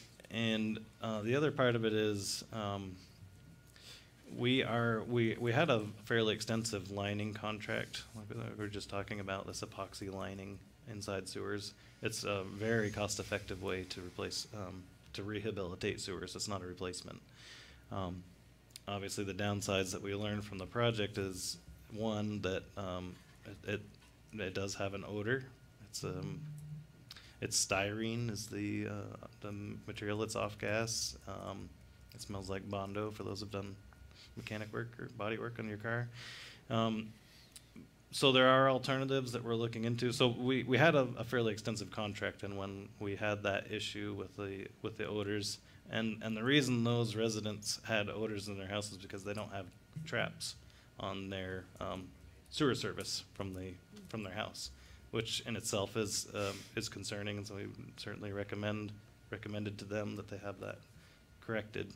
But if it was constructed with a trap on it, I don't think we would have experienced that sort of issue. But regardless, we're looking at other alternatives. They do have an alternate material to styrene, which is, I can't remember the chemical name off the top of my head, but we're looking at that as a potential alternative. So and the second part or issue with lining is you have to have a very uniform pipe. A lot of our pipes will go from 6-inch to 4-inch to 8 and all sorts of things, and the liner has to have a uniform pipe to expand into. So it's steam cured. It's this epoxy that goes sort of inside out inside the pipe, and then they force steam in and adhere it to the walls of the sewer pipe. Like I said, you can get a lot of production. It's not disruptive to the road. You don't have to dig anything up. But we've got to work through this off-gas concern. And like I said, there are alternatives to the styrene. So I think once we are able to fine-tune how we bid and how we pre-inspect our sewer lines, we're really going to be able to make some great progress on our sewer replacement. And every time so the sewer mains are clay tile pipes. Those pipes have no gaskets in them. So they act as a street under drain essentially. So water if the groundwater comes up over those pipes, they go right into the sewer, and then that contributes to our CSO issue. So we're sort of doing two things at once when we are sealing these pipes up. We're helping reduce our CSOs as well as preserving the asset. I have another question about that. Clay tile pipe, this is used in sewer systems. Correct. But it's not an appropriate material for water systems? No, it's not a pressure pipe, so it wouldn't hold up to the... Got you. Okay. Okay, thank you, that's helpful. So like I said, that's sort of how our plan to catch up on sewer is really refine this lining technique. It's cost effective as well as minimally disruptive. Couple other things to sort of show that we're doing maybe a little bit better than just the hard numbers show. We really look at asset divestment, which is we looked at streets that have 2 water mains and we replaced them with 1. So not only are you putting a new 1,000 feet of pipe in, but you're taking away 1,000. So it actually gets us to steady state even that much quicker. And that second pipe doesn't have to be replaced. So it's an added benefit or added accelerated schedule. So there's a couple streets that's happened. Northfield Street had 2 sewer mains, and Clarendon Ave that we're doing this year had 2 sewer mains and 2 water mains. And so we're replacing those with just 1. A couple other planning documents that we've done. We've just completed the roof drain study. That was through the Lake Champlain Basin Program grant, sort of looking at what roof drains are tied, and that's more related to the CSO, but it is sort of fall under the sewer fund. And then the long-term control plan, which is also, it's very specific to CSOs, but we were able to get that 50% funded, 50% of our staff time reimbursed for that work. And of course, we've got the plant upgrade, so that's taking a fair amount of effort from the public works staff. And now this Murray Hill connection agreement that y'all just approved, that is going to allow us to have some additional funding to hopefully accelerate water replacements a little bit moving forward. Any questions? I have lots of questions. Sorry. Unless you... Jack, go ahead. I've heard from people who've had to do construction or plumbing work that there are places out there in the city where we don't actually know where the mains or the branches to the houses are. Is that right? So we have a very good record system of water services, and those also can be traced. We have equipment that can actually put a current through the water line and follow it out to the main. Sewer is quite different. We have essentially no record on sewer services. A lot of the old ones run right with the water in the same trench, the older houses. And I think part of that is the ownership of sewer services is private all the way to the connection of the main by ordinance, as opposed to the water that the city owns it up to the right-of-way line. So there's a difference there. It is true. We don't have great records on sewer services unless it's in the last 20 years when record keeping has been much improved. But the water, the pressure line, we can locate it if we don't have the record, but we have record on almost all of them. Okay, thanks. This is a little bit of a personal story, but we found one of your sewer tops when we were digging in our garden with all this plant moving at my condo building. Yeah, and you didn't know it existed. It had been buried for 30 years under dirt. Yeah, so now you know that one. Yeah, your contractor came and told me, and I think we went and GPS'd it. And unfortunately, now you want to keep it open, so now we can't put our bush back. I wish we hadn't told you. But you took the lid off and looked in and said, "Oh, it's working fine."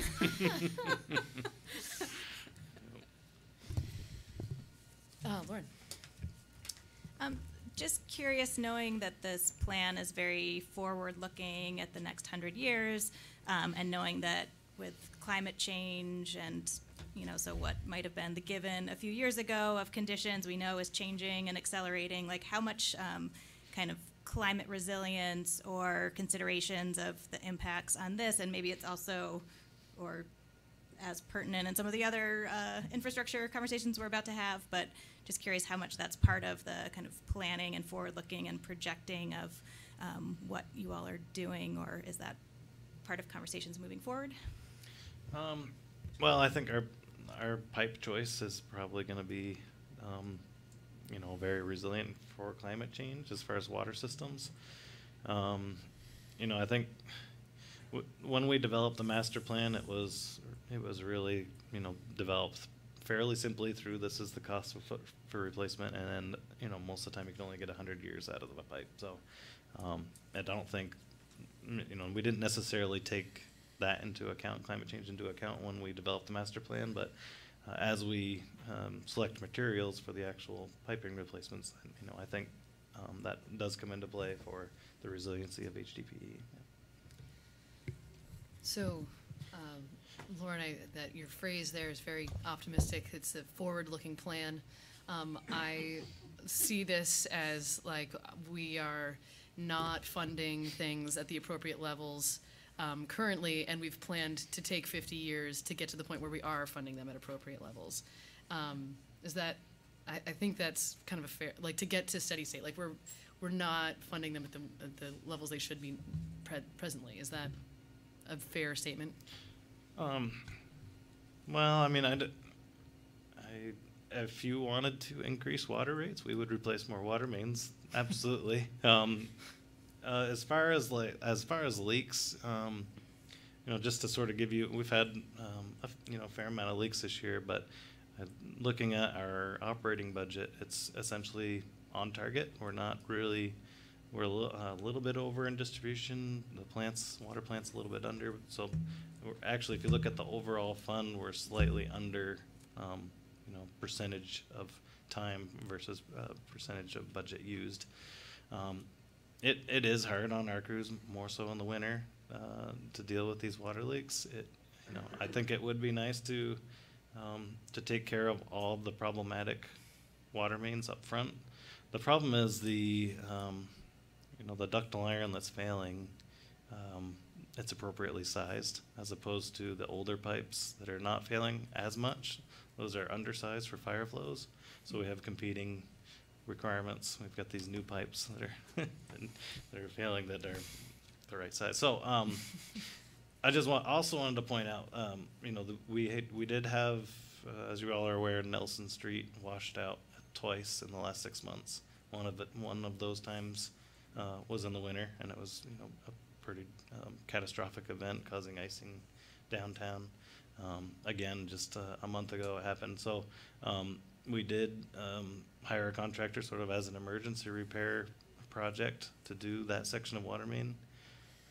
It was ductile iron, put in the 70s. It was probably some of the very first ductile iron I think that went in the city. Where they originally looked to connect, the pipe actually you could peel the outer layer of it off. So it was really bad. They went down another 8 feet and the pipe was solid. So those washouts and complete repaving of Nelson, that's like $20,000. So there can be cases of significant damage, but the water fund pays for that damage. It does not come out of the general fund. Just wanted to make that distinction. And we haven't paid the paving bill yet, but we are, like I said, still within our budget for operating. So, will you be replacing that again with the HDPE? So the HDPE, we used PVC on that particular installation, and the reason is because the HDPE is it's elastic. You have to put restraints to keep it from sort of shrinking and growing. And being 130 feet of replacement pipe, and that was the last remaining section of Ridge Street that we had to replace. The cost and the time associated with those restraints, it wasn't cost effective. So in certain cases, we do make exceptions and use PVC as opposed to HDPE. So looking at the graph that you have sideways of the debt service over time, so You might want to be aware of that when you put something sideways in your presentation. That's how we see it. Okay. Right. Sorry about that. So I had understood that the water system had some significant bonds that were being paid down, and that we were going to be crossing some kind of, some nice milestone threshold in the upcoming years, 2021 or 2 or so, in which we were going to pay off a substantial bond. And so just looking at this debt service, it's a little hard to tell because there's the additional contracted water services that sort of jumps up in 2023.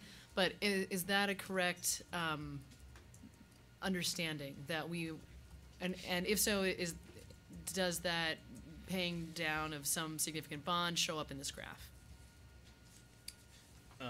Yep. So I think probably the major bond you're referring to is the water plant. Mm-hmm. That is complete in fiscal year 25. Okay. We have taken on a few bonds in just recent years. We've done Northfield Street as well as the Clarendon Avenue and a couple other streets that were lumped in with that one. So, as debt comes off, we've been adding debt back on. So it is out in the out years. I think, like you said, that graph does illustrate it. FY39 sort of jumps up a bit. So, without, and like I mentioned, this master plan is developed with a moderate proposed rate increase for ratepayers of 3.5% annually, which is 2.5 of that is inflation with 1% increase. Yeah, the financing is a limiting factor for how fast we can replace pipes, but the idea behind this was to make it palatable to the water rate users.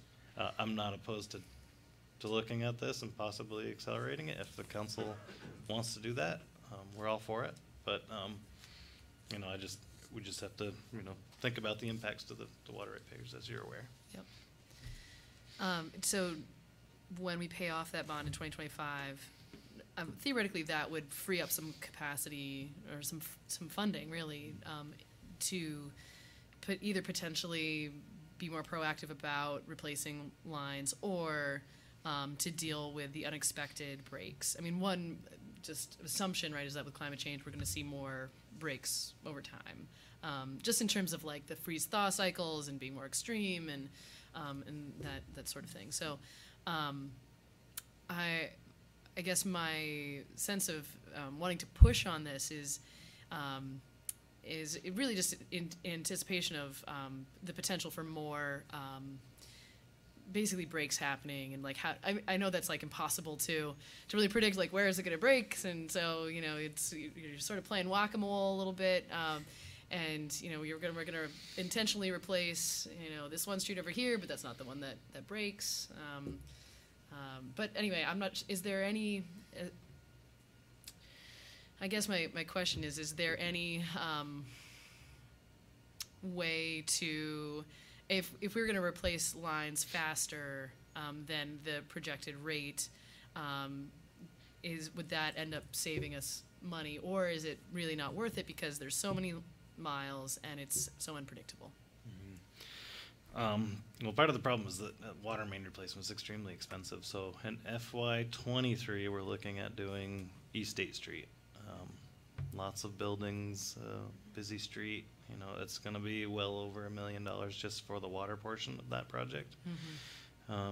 So one thing that we are starting to look at is trenchless rehabilitation of lines, and that's possibly a good alternative for ductile iron pipe that has failed early, because for a system like that, you really want the pipe to be the correct size. What does that mean, trenchless? So it'd be similar to a different material, chemical, than the sewer lining, but a similar technique where you don't dig anything up. You put a liner on the inside of the pipe through a hydrant or something like that. I don't have any personal experience with it, but it's something we're looking at that could be a more cost-effective alternative to accelerate pipe replacements. Okay, cool, thanks. Other questions? No? Okay. I know, I'm sure you thought this was going to be a short one, and I'm sorry that we okay. made it longer. I think those are all of my questions at this point. But just, you know, in thinking about, like, how do we prepare? Is there anything that we should be doing differently in order to prepare for the possibility of more breaks? Well, so there's big picture ideas. There's a couple of thoughts we've had. You know, one is the city of Montpelier has really, really high pressures, and that's part of the reason we have so many leaks, and the reason why they're so destructive when they do leak, because you have 200 pounds of pressure, you know, blasting out roads. So, city of Barrie, for example, has a high and a low pressure system. We need a high pressure line to get to our tanks that will serve Murray Hill and other areas, but we don't need all the downtown to be at 200 pounds of pressure. So, you know, one thought is, and this, you know, this would be potentially tens of millions of dollars, I don't know. But as long as we It'll could save us money. You would need a dual pipe system, you know, through the downtown to get to the tanks, to the hills. A complete redesign of the system to drop all the pressures in the downtown to a reasonable level. That's one big picture idea. Another sort of less big picture, but something that I want to explore is having some relief valves. There's little spikes in the system. Those spikes can, you know, bounce from one end to the other, and that's what results in these breaks. If we could relieve those spikes with some pressure relief valves in different areas strategically, we might be able to reduce the number of leaks. It's not a cure-all, but it could give us some time. Makes sense to me. I wonder how expensive that is. That's affordable. I mean, I think I would probably need to hire some engineering work out on that, and you know, I would guess in the $50,000 to $100,000 range. Okay. To get it all done.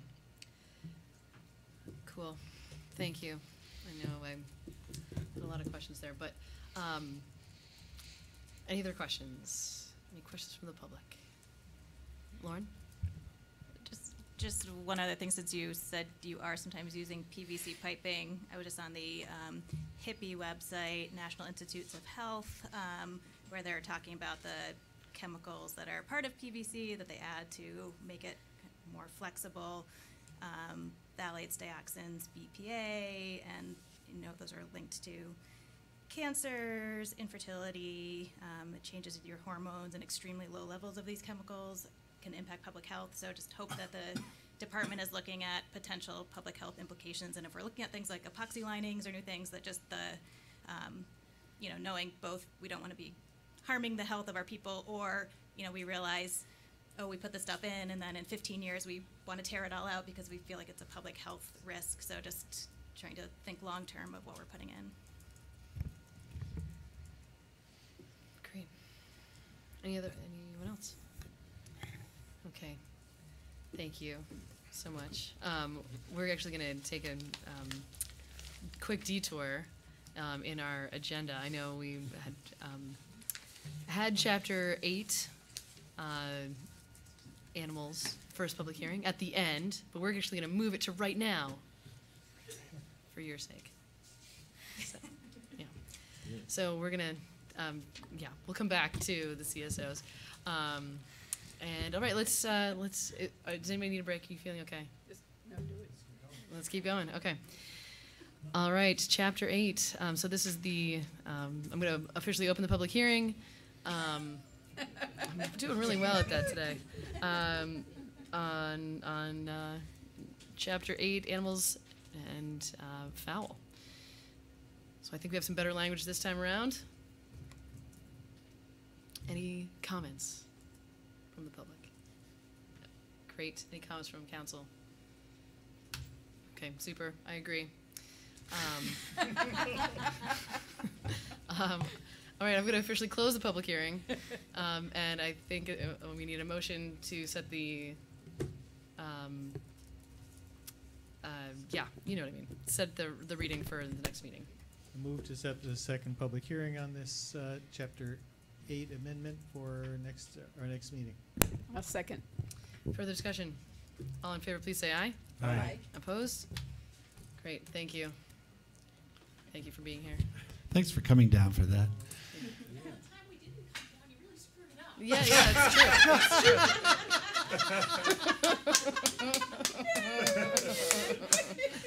Fair point. Not to put too fine. Okay, all right. All right, so now we're gonna jump back into. Well, okay, it's 9 o'clock. We have yet to cover CSOs, the Water Resource Recovery Facility, those two things. I'm gonna guess that. I don't know if we can do both. Do you think we can do both in that time?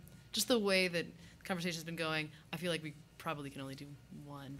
I don't know. What's your thought? Yeah.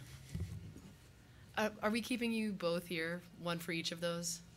I'm for CSO financials. He's here for both. So. Okay. Let's do CSO. Let's do CSOs then. Okay.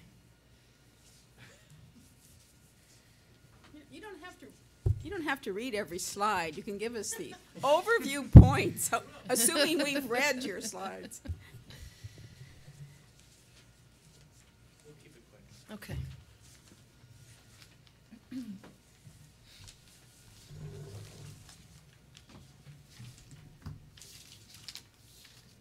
want us to pull up the slide, or you guys we're all set? We got it. We got it. You got it. I hate to be a pain, but there may be people watching at home who That's true. would like to see the slide. That's a good point.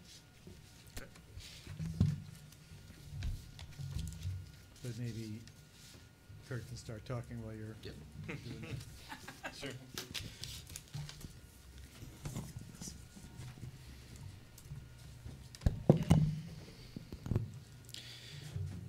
Okay, so we're going to talk a little bit about CSO financials. Assume everyone knows what a CSO is. If there's a couple new council members, I'll just give you just a quick background. Combined sewer overflows, the city's sewer and storm systems were all built with one pipe originally. In '62, they had the Interceptor project that came through, took all those pipes and brought them to the plant. But when that was done, these structures, I think 23 of them around the city were built, so that when the rains came and went into the combined system, those pipes became overloaded, and a certain percentage of the water in those pipes goes straight to the river. Since that time, we've gotten down to 6 structures. So this financial plan is modeled after, really this whole presentation is from what's called a long-term control plan, which was a state mandated through our wastewater permit. Basically a financing plan to eliminate CSOs. That's, like I said, part of our sewer discharge permit through what's called a 1272 order. So these financials also are tied to the sewer master plan. That is the funding source for CSO elimination work, is through the sewer fund. This first slide illustrates the locations of the remaining CSOs. 2 of them are siphon lines, which are used to carry the combined flows across the river. One across the North Branch and one across the Winooski. Those are That's part of our bottleneck, really, is that those have a finite capacity. And we do have some ideas on how to increase the capacities on those. I have a couple questions. Sure. Of course. I was a little confused by this image only because I was not totally clear on what the blue dots versus the red dots meant. So the blue dots are the siphons where they're coming across, and all the red dots are the CSO overflows. And what are the yellow stars, or whatever? Oh, the yellow dots are all of our sewer structures within the city. So that's our entire sewer network.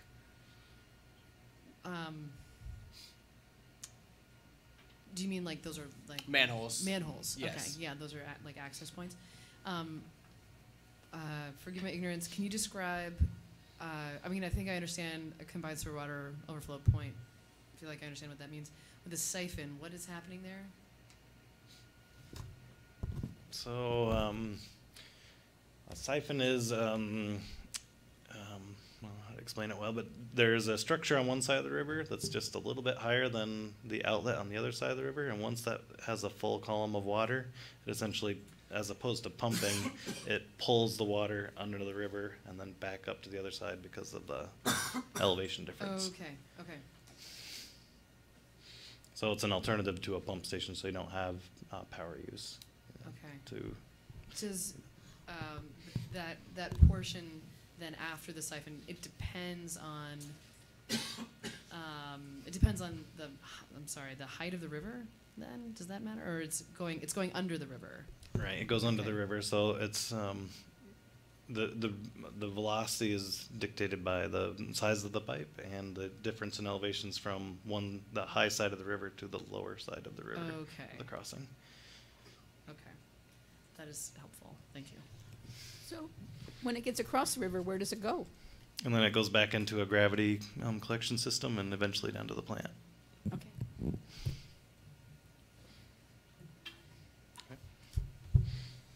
All right, so this map here shows you in 2018 all of the overflow events that we had at each of the individual structures.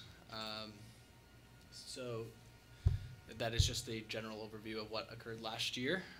If I go to the next slide here, this is through our long-term control plan, we had to come up with an approach of how we were going to eliminate our CSOs, and this is generally what we found as the best way for Montpelier to eliminate CSOs and all. So our first step is to adjust weirs in the siphons where applicable.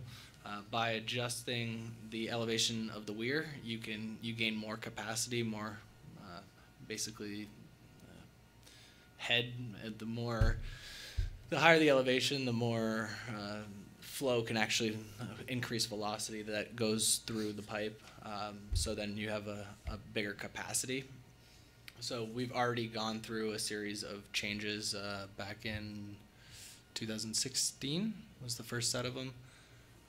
So we've done some incremental changes because if you go too high, you can have some problems with the connecting services. So if you bring an elevation above where the sewer service connects, it will backflow potentially into a house or a business.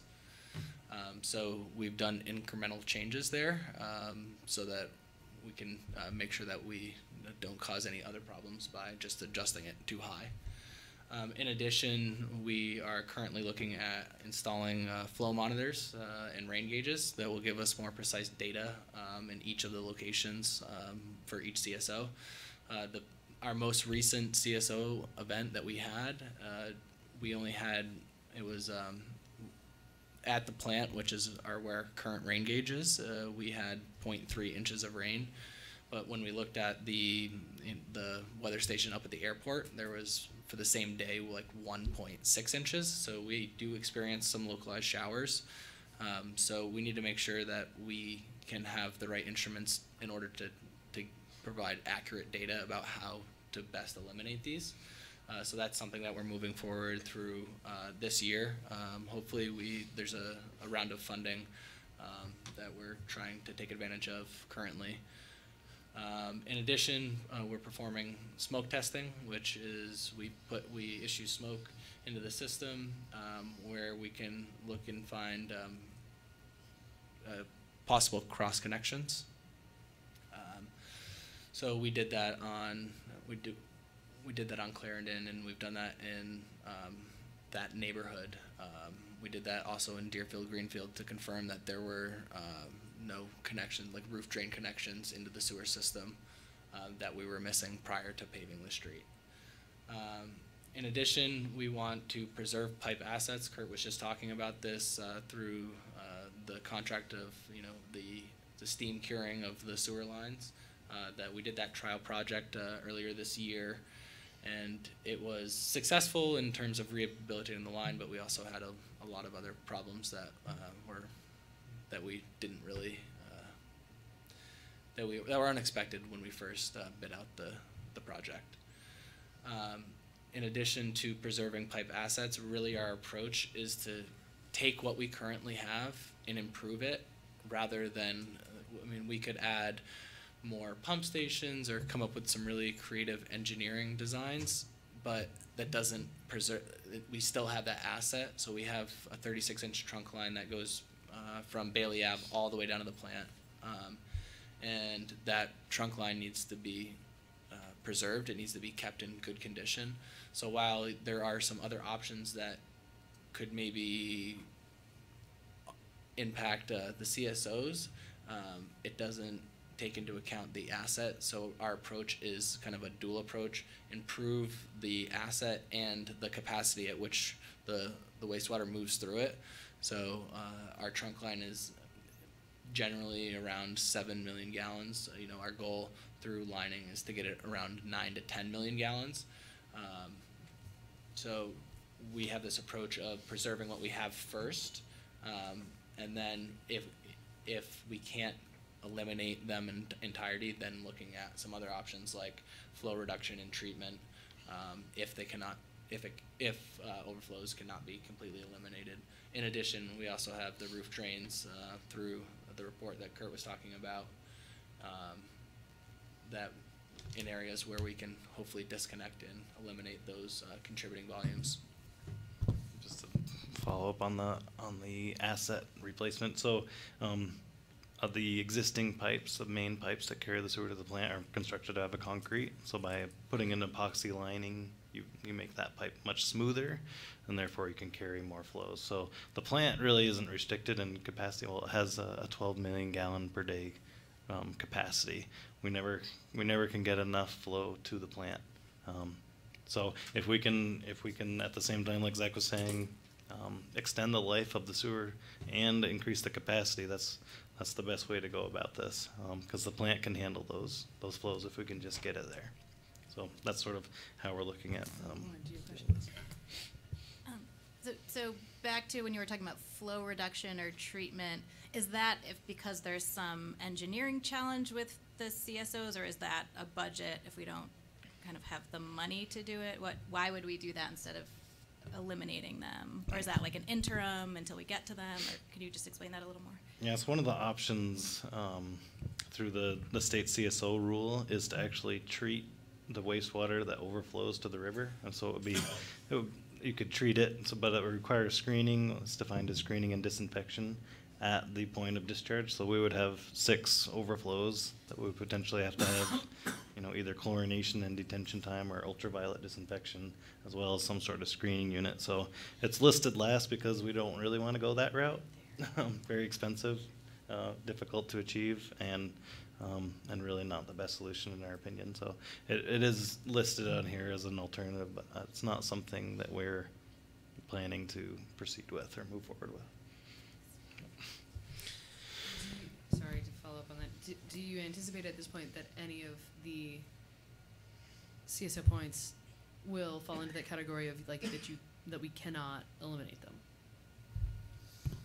At this time, having written the long-term control plan, or at least the draft document, we don't think that. Okay.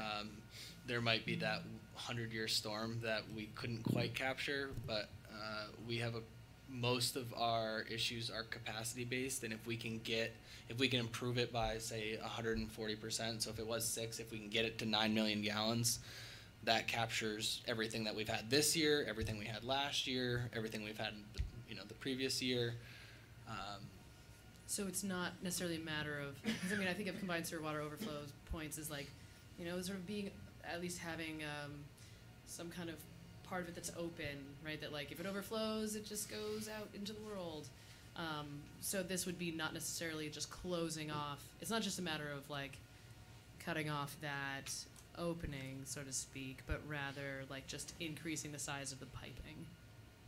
So eventually we would have, so these are, there's like a little wall next to the sewer main, and when the water level comes up in the sewer main, it goes over that wall Right, to it the river overflows that narrow. wall. So ultimately, the goal is to block those openings up.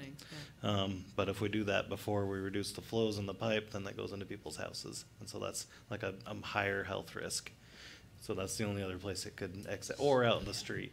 Okay, so just to be clear, if we were able to get rid of all the CSOs and we had a major event, then sewer water could back up into people's homes. Well, Okay. One caveat on that. If we closed all the CSOs. If we closed If all, we if did we too closed early. all the CSOs, So that's possible. So item 2 on the list is install flow monitors. So there's grant funding. We're going to try to get those in hopefully in the spring. Or hopefully going to get funding for it this year before the end of the calendar year. But that will tell us how much water is going over, and we can predict the higher storms to tell us, Cool. All right. Thank you. that we're good. Yeah. Just anticipating, when I get the next email that's like, why didn't you fix these CSOs? And well, you can close them all right now. Here's what can happen. Right. Sorry. Anyway. So we don't really need to touch on this slide all too much because you guys just talked about it and went over it in your other water sewer discussion, so we can skip over this one. So I'm actually going to jump ahead to the next slide. This is just a graph of the funding that we anticipate in order to resolve each of the CSOs within some category years, and the amount of money that is associated with each of those years. So here, for each of the CSOs, we've listed a range of options through our long-term control plan, and it's kind of spelled out here. I can give you a minute to look at it if you want and ask some questions. Each CSO is different, and some of them they're in order to, so for instance, CSO number 23, which is the sewer, the last one, the sewer siphon that is over by Bailey Avenue. We may need to do some other things in order to fully eliminate them. So there's some phases and increments that need to happen, such as cleaning and sublining the trunk line that goes from Bailey Ave to the plant. So by increasing the flow from that point to the plant, then you can then increase the next step down the line. So there's not a set order of these projects, but there's a general idea of how we can approach these and the money that it's going to take to achieve each of these projects. I will say that one of the biggest projects that we have right now on the docket after the installation of these monitors is that there's a sag line on State Street. So over past Taylor Street, the sewer main takes a dip and goes down and comes back up, and that's really restricting our flows that are able to get to the plant. We don't know yet when we eliminate that sag how much benefit we're going to have. We're pretty hopeful that we will see a really high reduction in overflow events after we are able to do that one. Just so that you guys know, every time we do something to one of them, there's a cause and an effect, right? So we raise a weir here, and then we see something else happening somewhere else down the line. So CSO number 8, we actually have not overflowed this year, which is that's a first for us, and we believe it's because of some of the other changes we've made to the weirs down the line that it's not allowing it to get to that level over at that CSO structure. One of the interesting things about this in the previous slide for me is just the timeline. Am I correct in thinking from these slides that we will achieve the goal of CSO full separation by fiscal year 41? That's what we intend, Yeah. and once we get the flow monitors in, we'll have a better idea of and able to do a couple of these projects right off of the bat, like the sewer sag. We'll have a little bit more analytical data to really put a good grasp. But that's our current estimate. But yeah, anyway. that is our current plan and our estimate of when we can make sure that we can eliminate all the CSOs. We do also feel that we can do it a little bit faster, but we want to be conservative in our estimates, both fiscally and just there might be some other complications that arise that we are not aware of yet. If the fiscal problems were disappeared in some way, like if we found, is it $6.5 million somewhere else, how quickly could we do it in terms of the work itself? Is that more like a 10-year plan instead of a 20?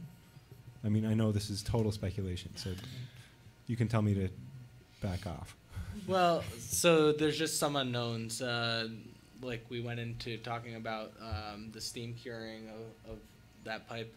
We were very hopeful that that was going to be our solution. There's a couple other things that we're looking at that are potentially really good alternatives. But without knowing how successful some of these practices are going to be, it's a little hard to put a pinpoint answer on some of them. The hope is that we can start doing bigger projects, a mile at a time rather than a couple thousand feet at a time. And if that is occurring, we would see it speed up tremendously. So now, are some of these tied in with road projects? Or can they be done independent of any road repairs? Well, sure. If we do the lining project, then that does not need to be. If we're doing full replacement, like Clarendon Avenue, then we do like to tie them in with the paving. So. It's not on your map, but at one point I thought Tom mentioned something down at the bottom of East State hitting Maine, and right. that I thought doing that one had to do with the bridge. It does. Yep. Okay, so that's why I was thinking there's some that are tied to projects that are roads, right. But you don't even have that one on your map. Or I'm missing it. It's not an overflow point. Okay. What it is a combined system. So right, it's a combined system. Yep. But it's so not all an of the overflow. stormwater in East State ties back into the sewer system, and that contributes to the overflows. But it's not an actual overflow point. Okay. And the problem is we don't have a storm outfall that can carry that volume of water. So we have to put a new one in when the bridge is rebuilt, the Rialto Bridge on State Street. Right. Okay, that's what I thought. It just wasn't mentioned here. Thank you. We're also kind of brainstorming some other creative ideas about whether, if we can't get it to the Rialto Bridge, how we might be able to still achieve that same goal. Okay.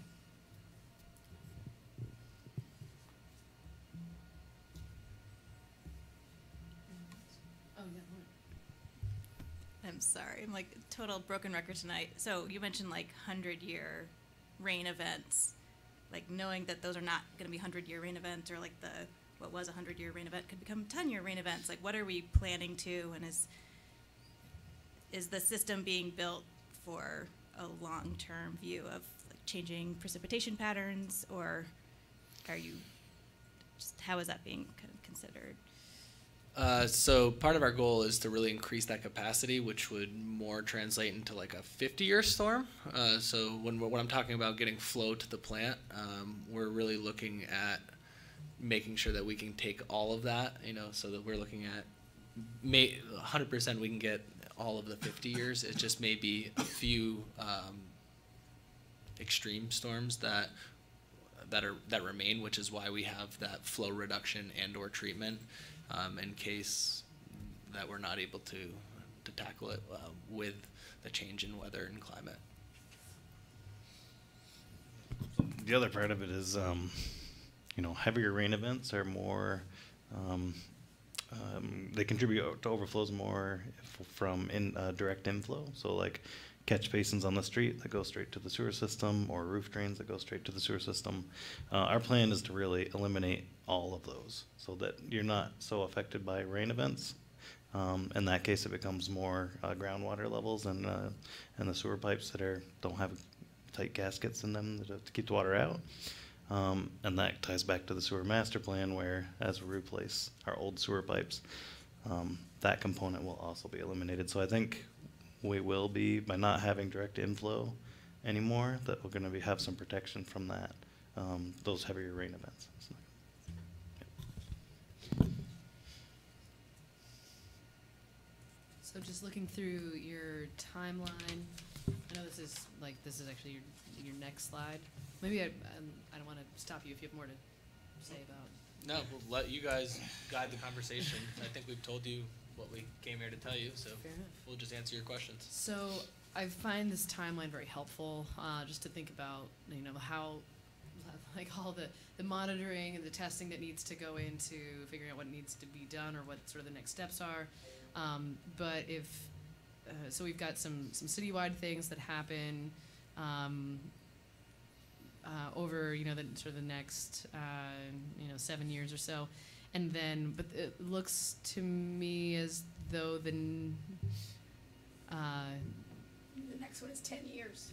Well, or that so the next one to be addressed more or less. It's a little funny because you've got it sort of chunked, right? So all the CSO number ones are together. So, but then we've also got some 2020 to 2022 deadlines, not deadlines, but timelines anyway for CSO number 8 and number 9. So does that? I guess my question is, so we're at 6 CSOs basically right now. It's going to take us a little while to figure out how to eliminate, or some time and some money to eliminate the next set, I suppose. When do you anticipate that we may have mitigated sort of the next one or the next few? Is that a fair question? Yeah, it is a fair question. Yeah. I'm hopeful that 8 is done, but I'm not. Already done, because we've hit upwards of 7 million gallons to the plant this year, and it's not had an overflow event. But I'm not sure that we're there yet.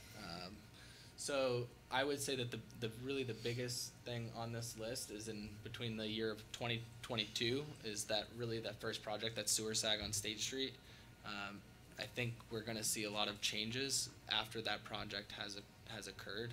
I don't know, like I was saying before, it's hard to put in a really definitive answer on what year is the first one going to be eliminated, and then after that, which one is the next one to be eliminated, and so on, because they're all connected. Mm-hmm. We have a very flat system. There's almost no pitch between the plant and back here. Like maybe, I think, a foot of elevation, or maybe 2 feet in between from like here at City Hall all the way down to the plant. So, we're running slopes at 0.0001 feet per feet. It's so it's just it's a little hard because it's a whole system that you have to take into account. And also the flow monitors that we're looking to install, that's actually going to measure the volume that is being discharged. Right now, we have to report a volume, but it's estimated because we have no way to measure it. So by having that data of actually quantifying the volume in relation to a rainfall event will allow us to better answer your question in a couple of years. Fair enough. I feel like my understanding of CSOs is shifting a little bit actually because of this presentation, which I think is a good thing. But so if we make it through the year and 8 does not overflow, that effectively means that it's no longer a combined sewer water overflow point. Is that more or less true? Is it? To me, Until it's physically it's still blocked a off, structure. it is still an overflow point. It's still an overflow. It just didn't have any events this year. Okay, so that's how the does state would look at it. Does that mean that you would not do anything to it, or that you could just close it up? You could just like seal that off, and it'd be fine. Yeah, I'd be reluctant until we actually get the data that I was just referencing. Okay. Okay. That's helpful. Jack. Thinking in terms of budgeting, I assume this is like the water master plan, which is that all these expenditures are projected to come out of revenues in the sewer system. Yeah. And so the new financial assistance we've gotten for the plant, does that potentially increase the capacity to the revenue capacity to devote to this? No, that's why I wanted that on the agenda to talk to you guys about tonight. I can do that in 5 minutes if you want to just go there right now. Okay, you're being timed. So the master plan of the sewer master plan was based around a $3.5 million debt service for the plant upgrade. I think 3 years ago.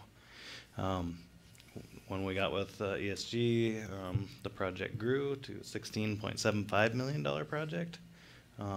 We were looking at major rate increases if we didn't get any grant assistance. So having this grant money now, essentially, interestingly, it brings the level of debt service back down, almost back to exactly to that $3.5 million debt. When you factor in the guaranteed savings from ESG, I think we're actually gonna pass that a little bit, but conservatively, it's almost identical. So we're back on master plan debt service. Again, this is very similar to the water. If you wanted to accelerate sewer overflow elimination, you would have to increase the rate of sewer ratepayers to achieve that.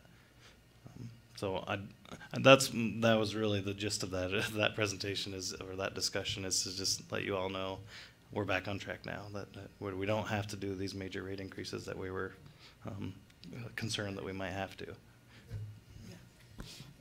And the plan that we came up with was really based around not having any increases, any additional increases. We realized that increasing the tax rate is not something that we don't really want to do. So we made really every effort to keep it within our means. But to be clear, just so there's no misunderstanding, the plan calls for us to increase the rates 1% over inflation each year. Yes. So there are rate increases, but that we're staying within that plan. The other part of the funding or the project is we had a second plant improvement project planned for 10 years out. We're doing all of that work now. So in 10 years, there is going to be a surplus funding available in the sewer fund because we're not going to have to do as much. There still are going to be a few plant needs, so the plant will need some work, but it's not going to be as significant as what's structured in the master plan. So that is an important distinction that in 10 years, because we're doing so much work up front, we are going to have some flexibility in sewer funding.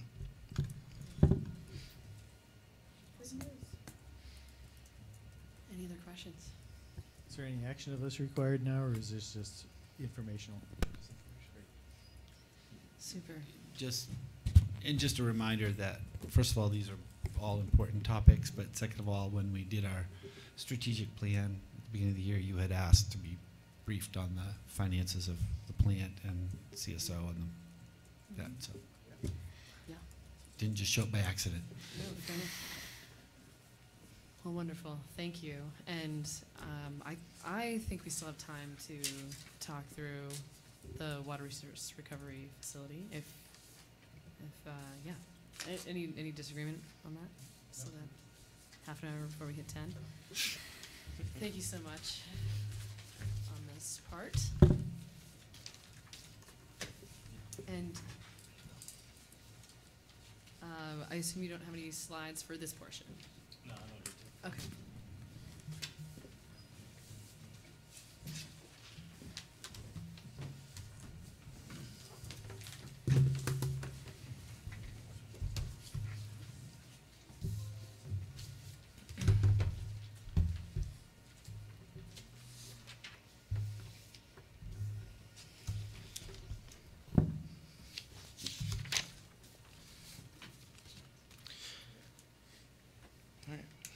So Bill commented on this earlier, but it is a discussion item. But thank you for the recognition. I appreciate that. Couldn't have done it without Todd. He's a great resource. It's been a great resource. So just to summarize how this funding works, our first pool of money, as we draw down payments, our first pool of money is actually from the State of Vermont Pollution Control Grant. That's through the Facilities Engineering Division of the state, through ANR. That's a $2.3 million grant. That is basically because the facility is going to provide some regional support for treating waste. It's not just for Montpelier users. I think the state looks at that. It's specific to solids handling, that grant. And so as we draw down funds, USDA requires that we first use outside grant funding. So that'll be the first pot of money that's used up. The second component is there's about $11.8 million that we will be borrowing for the project still. That is going to be financed through USDA at a maximum interest rate of 2.75%. All of our projections for rate increases and everything were based on a 3.5% increase or interest rate. So it's that alone is a significant difference, just having that 1% or almost 1% difference. And the other benefit of USDA is if the prevailing rate decreases, they will actually drop that to even lower potentially. So there's that. That will be the highest we'll get. It could be lower. And then the third piece is the just under $2.6 million grant from the USDA. Again, I think a big part of it is the regional component that this project is really helping to support the Clean Water Act. We actually just had a meeting this week with the engineering firms, and we've done some tweaks to the design, and we're actually going to be able to take a little bit more waste than we had projected by separating the septage waste. So when people pump out their septic tanks at their house, we're going to be able to send that straight to dewatering, keep it out of the digesters where the methane's produced.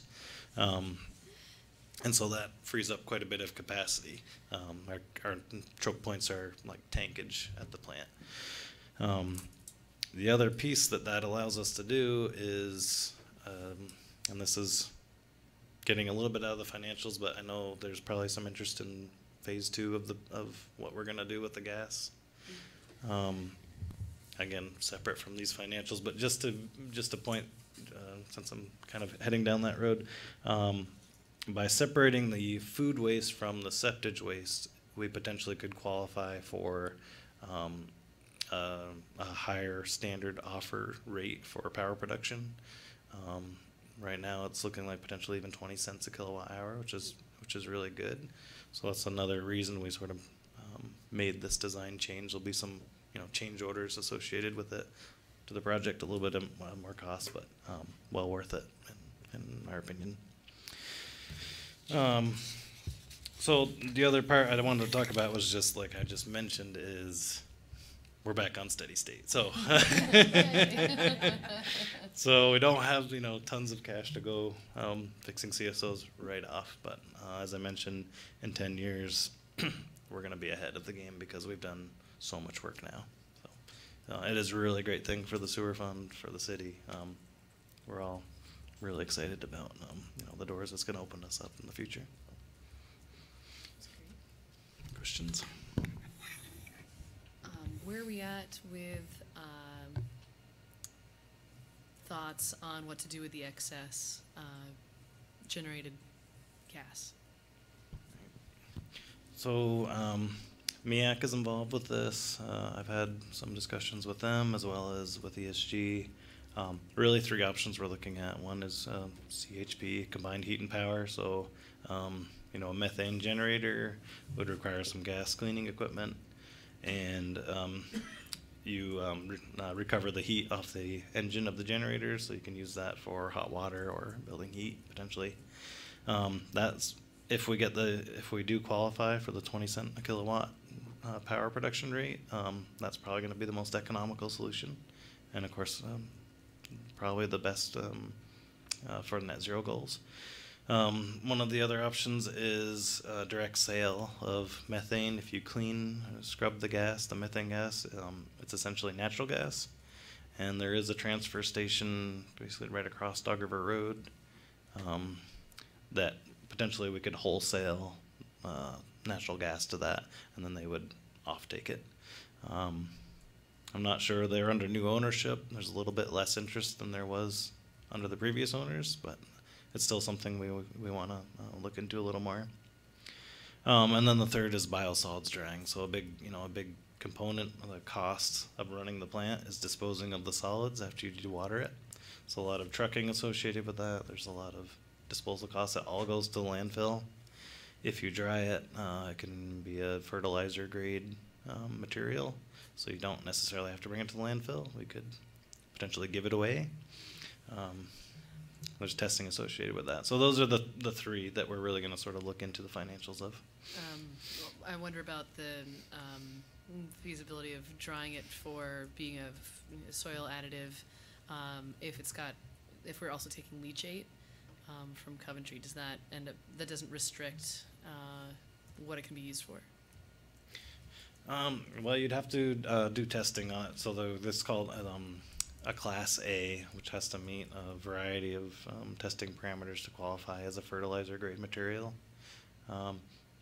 The leachate does not go through the solid stream of the plant. It goes through the liquid stream. Okay. So it's not actually dewatered, so it wouldn't be directly so much contributing.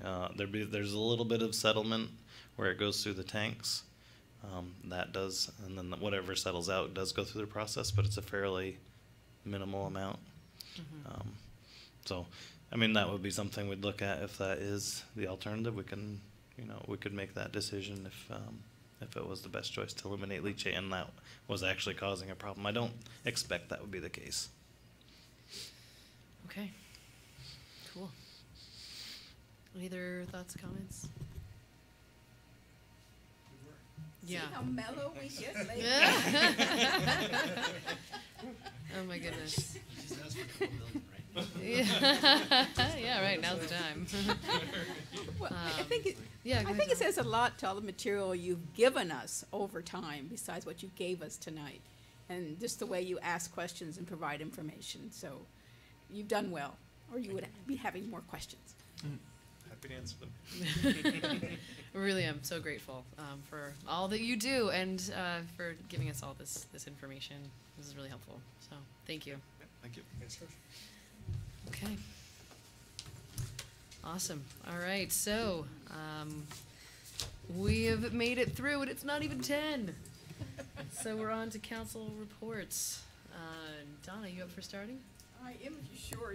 You want me to be shorter, but whatever. okay. It's all good. So, CV Fiber gave us a report, and I would like us to invite our reps to come in and talk to us. And I mentioned it to Ken Jones, who was here earlier, because we haven't heard from them, and I think we really need to understand their budget and their money. It's a lot of money that's coming in the pike, so I would appreciate that. And I want everyone to know Complete Streets Committee is going onto the lights in the darkness. And in November, they're going to be distributing the LEDs that you wear on your arm or whatever for pedestrians, but also special lights for bikes. They're going to add another component for bicycles. And the Montpelier Transportation Infrastructure Committee is really interested in the Ordinance 10, and they're coming with some really creative ideas. I'll give you a draft out early of the packet so that you can actually look at some of their ideas. And likewise, Complete Street is sending some things. And just a warning, they're really treating almost all mobility that's not your legs almost the same. It's really interesting. And I myself am going to sending something out about the dog ordinance. You may not know, but we define a nuisance dog only if they bark, howl, whine for continuous period of 20 minutes. And I've had a neighborhood with about 6 neighbors talking about a dog that never goes 20 minutes, but does it often. So I'm going to be looking at adding some language that a nuisance could also be defined as a dog that's chronic, persistent barking, howling, whining, several times throughout the day, several times throughout the week. So, just heads up. Thank you. This is your plan to win friends. Well, It's an important topic. The people who are coming, my voters, yes, are asked. But there's the other group. Just want to thank Bill and Chief Fakos. I attended the press conference today, and obviously a very sensitive subject. But I think when the state's attorney did run down the list of events, you could tell it provided some closure for some folks in the community, I think. So was really proud that Bill and Tony represented us at that, so thanks very much. Much lighter note, but I don't know if anybody got a chance to ride the Pebble thing around town there. I told Hanif I would make a pitch for it. It was like me getting a clown car. The thing was so small, but no, it's pretty fascinating. I think Sustainable Montpelier is doing a lot of good work, so I'd encourage you to take a ride if you can in the last few days here. So, I got the contact info for that. That's me. So let's see. As you may have been able to tell, the homelessness task force continues to chug right along. Our new assistant city manager, Cameron Niedermeyer, has been great help there. Thanks, Cameron. And we have heard from Good Samaritan that the warming shelter is on schedule to open on November 1st. They have it staffed.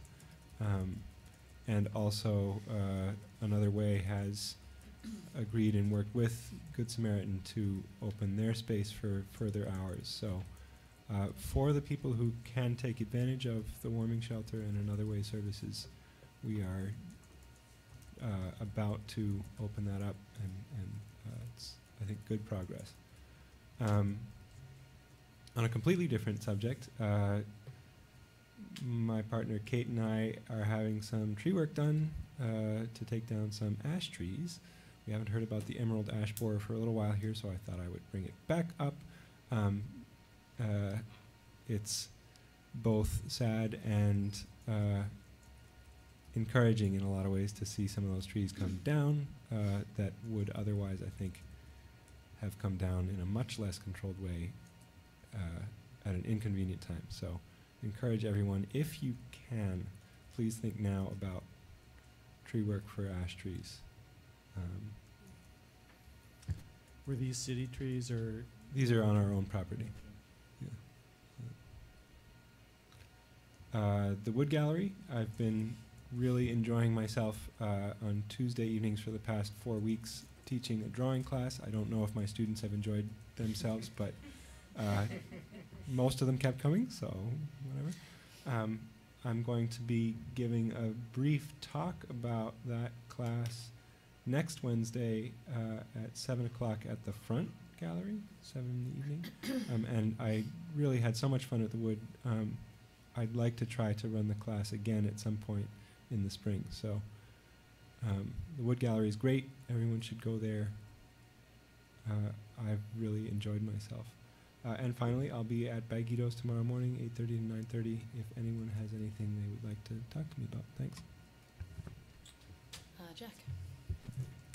Just a couple of things. One is that some of us were at the grand opening for the Taylor Street Transit Center and apartments on Friday. It was great. There were a lot of people there. Good representation from our entire congressional delegation was represented, including Peter Welch being there in person. The space looks great. The apartments are really nice. About 10 of them are already occupied. The whole thing was excellent, and what I heard funders say is that one of the key pieces of the puzzle to make a project like that happen was the city funds that came from the Housing Trust Fund. So even though it's not a huge amount of money, it was what we put into that project was vital to making sure it got completed. Also, we had the first meeting of the committee to investigate the future of Main Street Middle School on Monday night, and it's a long-term study for what should be done. We'll be meeting once a month through the end of 2020, and we'll just see how that develops. But we had a tour of the building. We had it looked very much the way it looked when my kids were going to that school 20 years ago now, maybe something like that. And the work is cut out for us. And we do have, not only do we have representatives of the school board in the neighborhood, we have one teacher and one student at the middle school on the committee.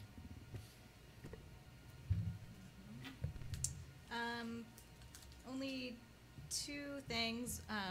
One, I just wanted to take a moment to acknowledge, I think I've had one call from a constituent talking about an issue, and he went out of his way to kind of thank the city staff and how great they've been to work with, even though it's been a really challenging issue. And I think hearing the Murray Hill folks acknowledge that, so just taking a moment to say kudos to Bill and the team working for the city, who it's just, it's great to hear such positive feedback, even people working through really difficult, challenging issues. So that's great to hear. Nice work.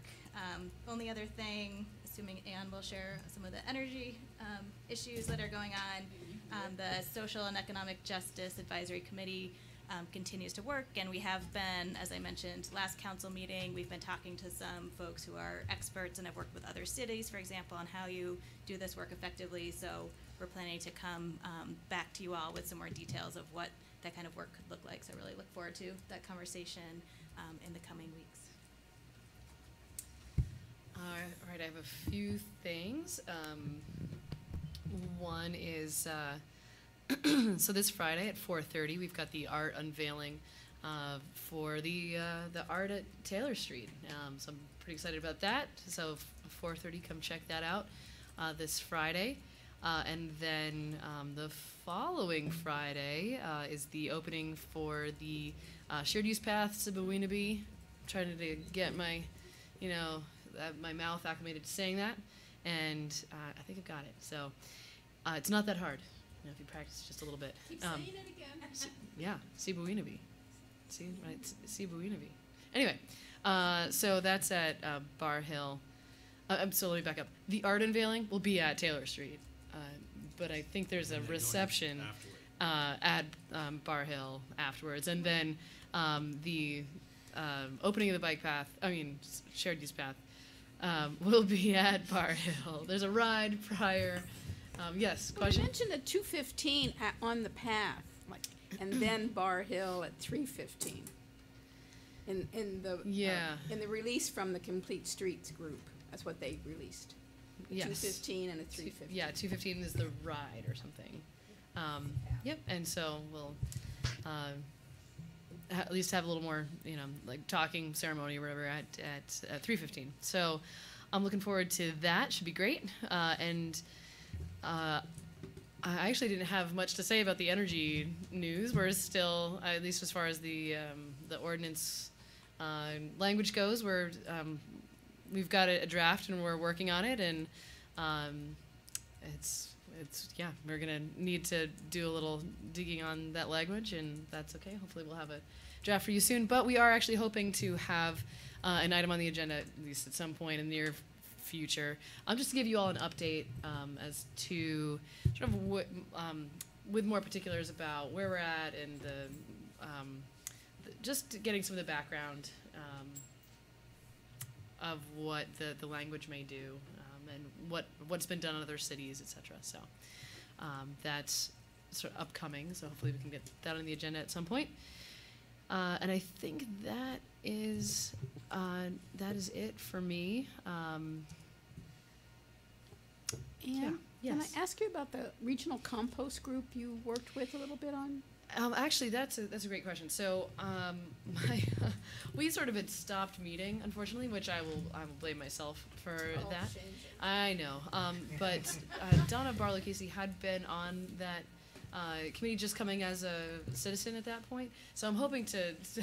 I mean, I should probably have this conversation with her first, but my hope is that we can. Yeah, because we're gonna need to. Well, I would like for us to start meeting again. So it's still. Yeah, and just so you know where we were at, another community in Vermont had issued an RFP for what it would take to, for someone to come up with a plan for what it would take to take their municipality to a municipal trash recycling compost system. And so we stole that language and modified it for us, for between Montpelier and Barrie. And we were sort of at the point of trying to just modify that language. We were sort of in the middle of that process to see, how should that look for us if we were going to hire someone to do a sort of a map for us as to what that would look like, or what it would take to make that happen. So anyway, does that answer your question? Yeah. Okay. Great. All right, that's it for me. Okay. Just a couple of things. Cameron and I met with folks from Bar Hill once again, and also Vermont, the River Conservancy, about the river access that Bar Hill granted us as part of the development agreement. And so we had a nice conversation about how to move forward with that. I think there's going to be a lot of cooperation there, and they're going to. I think VRC is going to take the lead on that, since that's what they do best. And I think they're also talking to us about developing a master plan for the whole river corridor. So the idea is there's going to be these access nodes like Confluence Park, like this one at Caledonia Spirits, like the ones at Old Country Club Road, perhaps at the high school. And so we talked a little bit about having a consistent look and brand for those kind of things along the riverfront. So that was interesting. Last week I was at the ICMA conference in Nashville, learned lots, met lots of people, got some good ideas. Appreciate always being able to attend that. Donna saw me today and asked for an update on the parking garage. I don't have anything specific about that other than that we are still in court. Filings are all being made. I think the next steps that will happen will be decisions about which issues remain in the case and which parties remain in the case. And on the Act 250 side, basically whether we are required to be in Act 250 or not. Municipal projects are actually exempt. We went in because the determination was that the hotel and the garage went together, but that's still being sorted out. So once those preliminaries get set, then there will be content hearings on whatever is left to be dealt with. Don't know the timing on all of that, and of course we continue to look at all of our options. Let's see, anything else? Cameron's been great in her 3 weeks. Thanks, Bill. And we are in the process of looking at finance director applications as they come in. So anybody know anybody that's good with numbers, send them our way. Steve, you interested?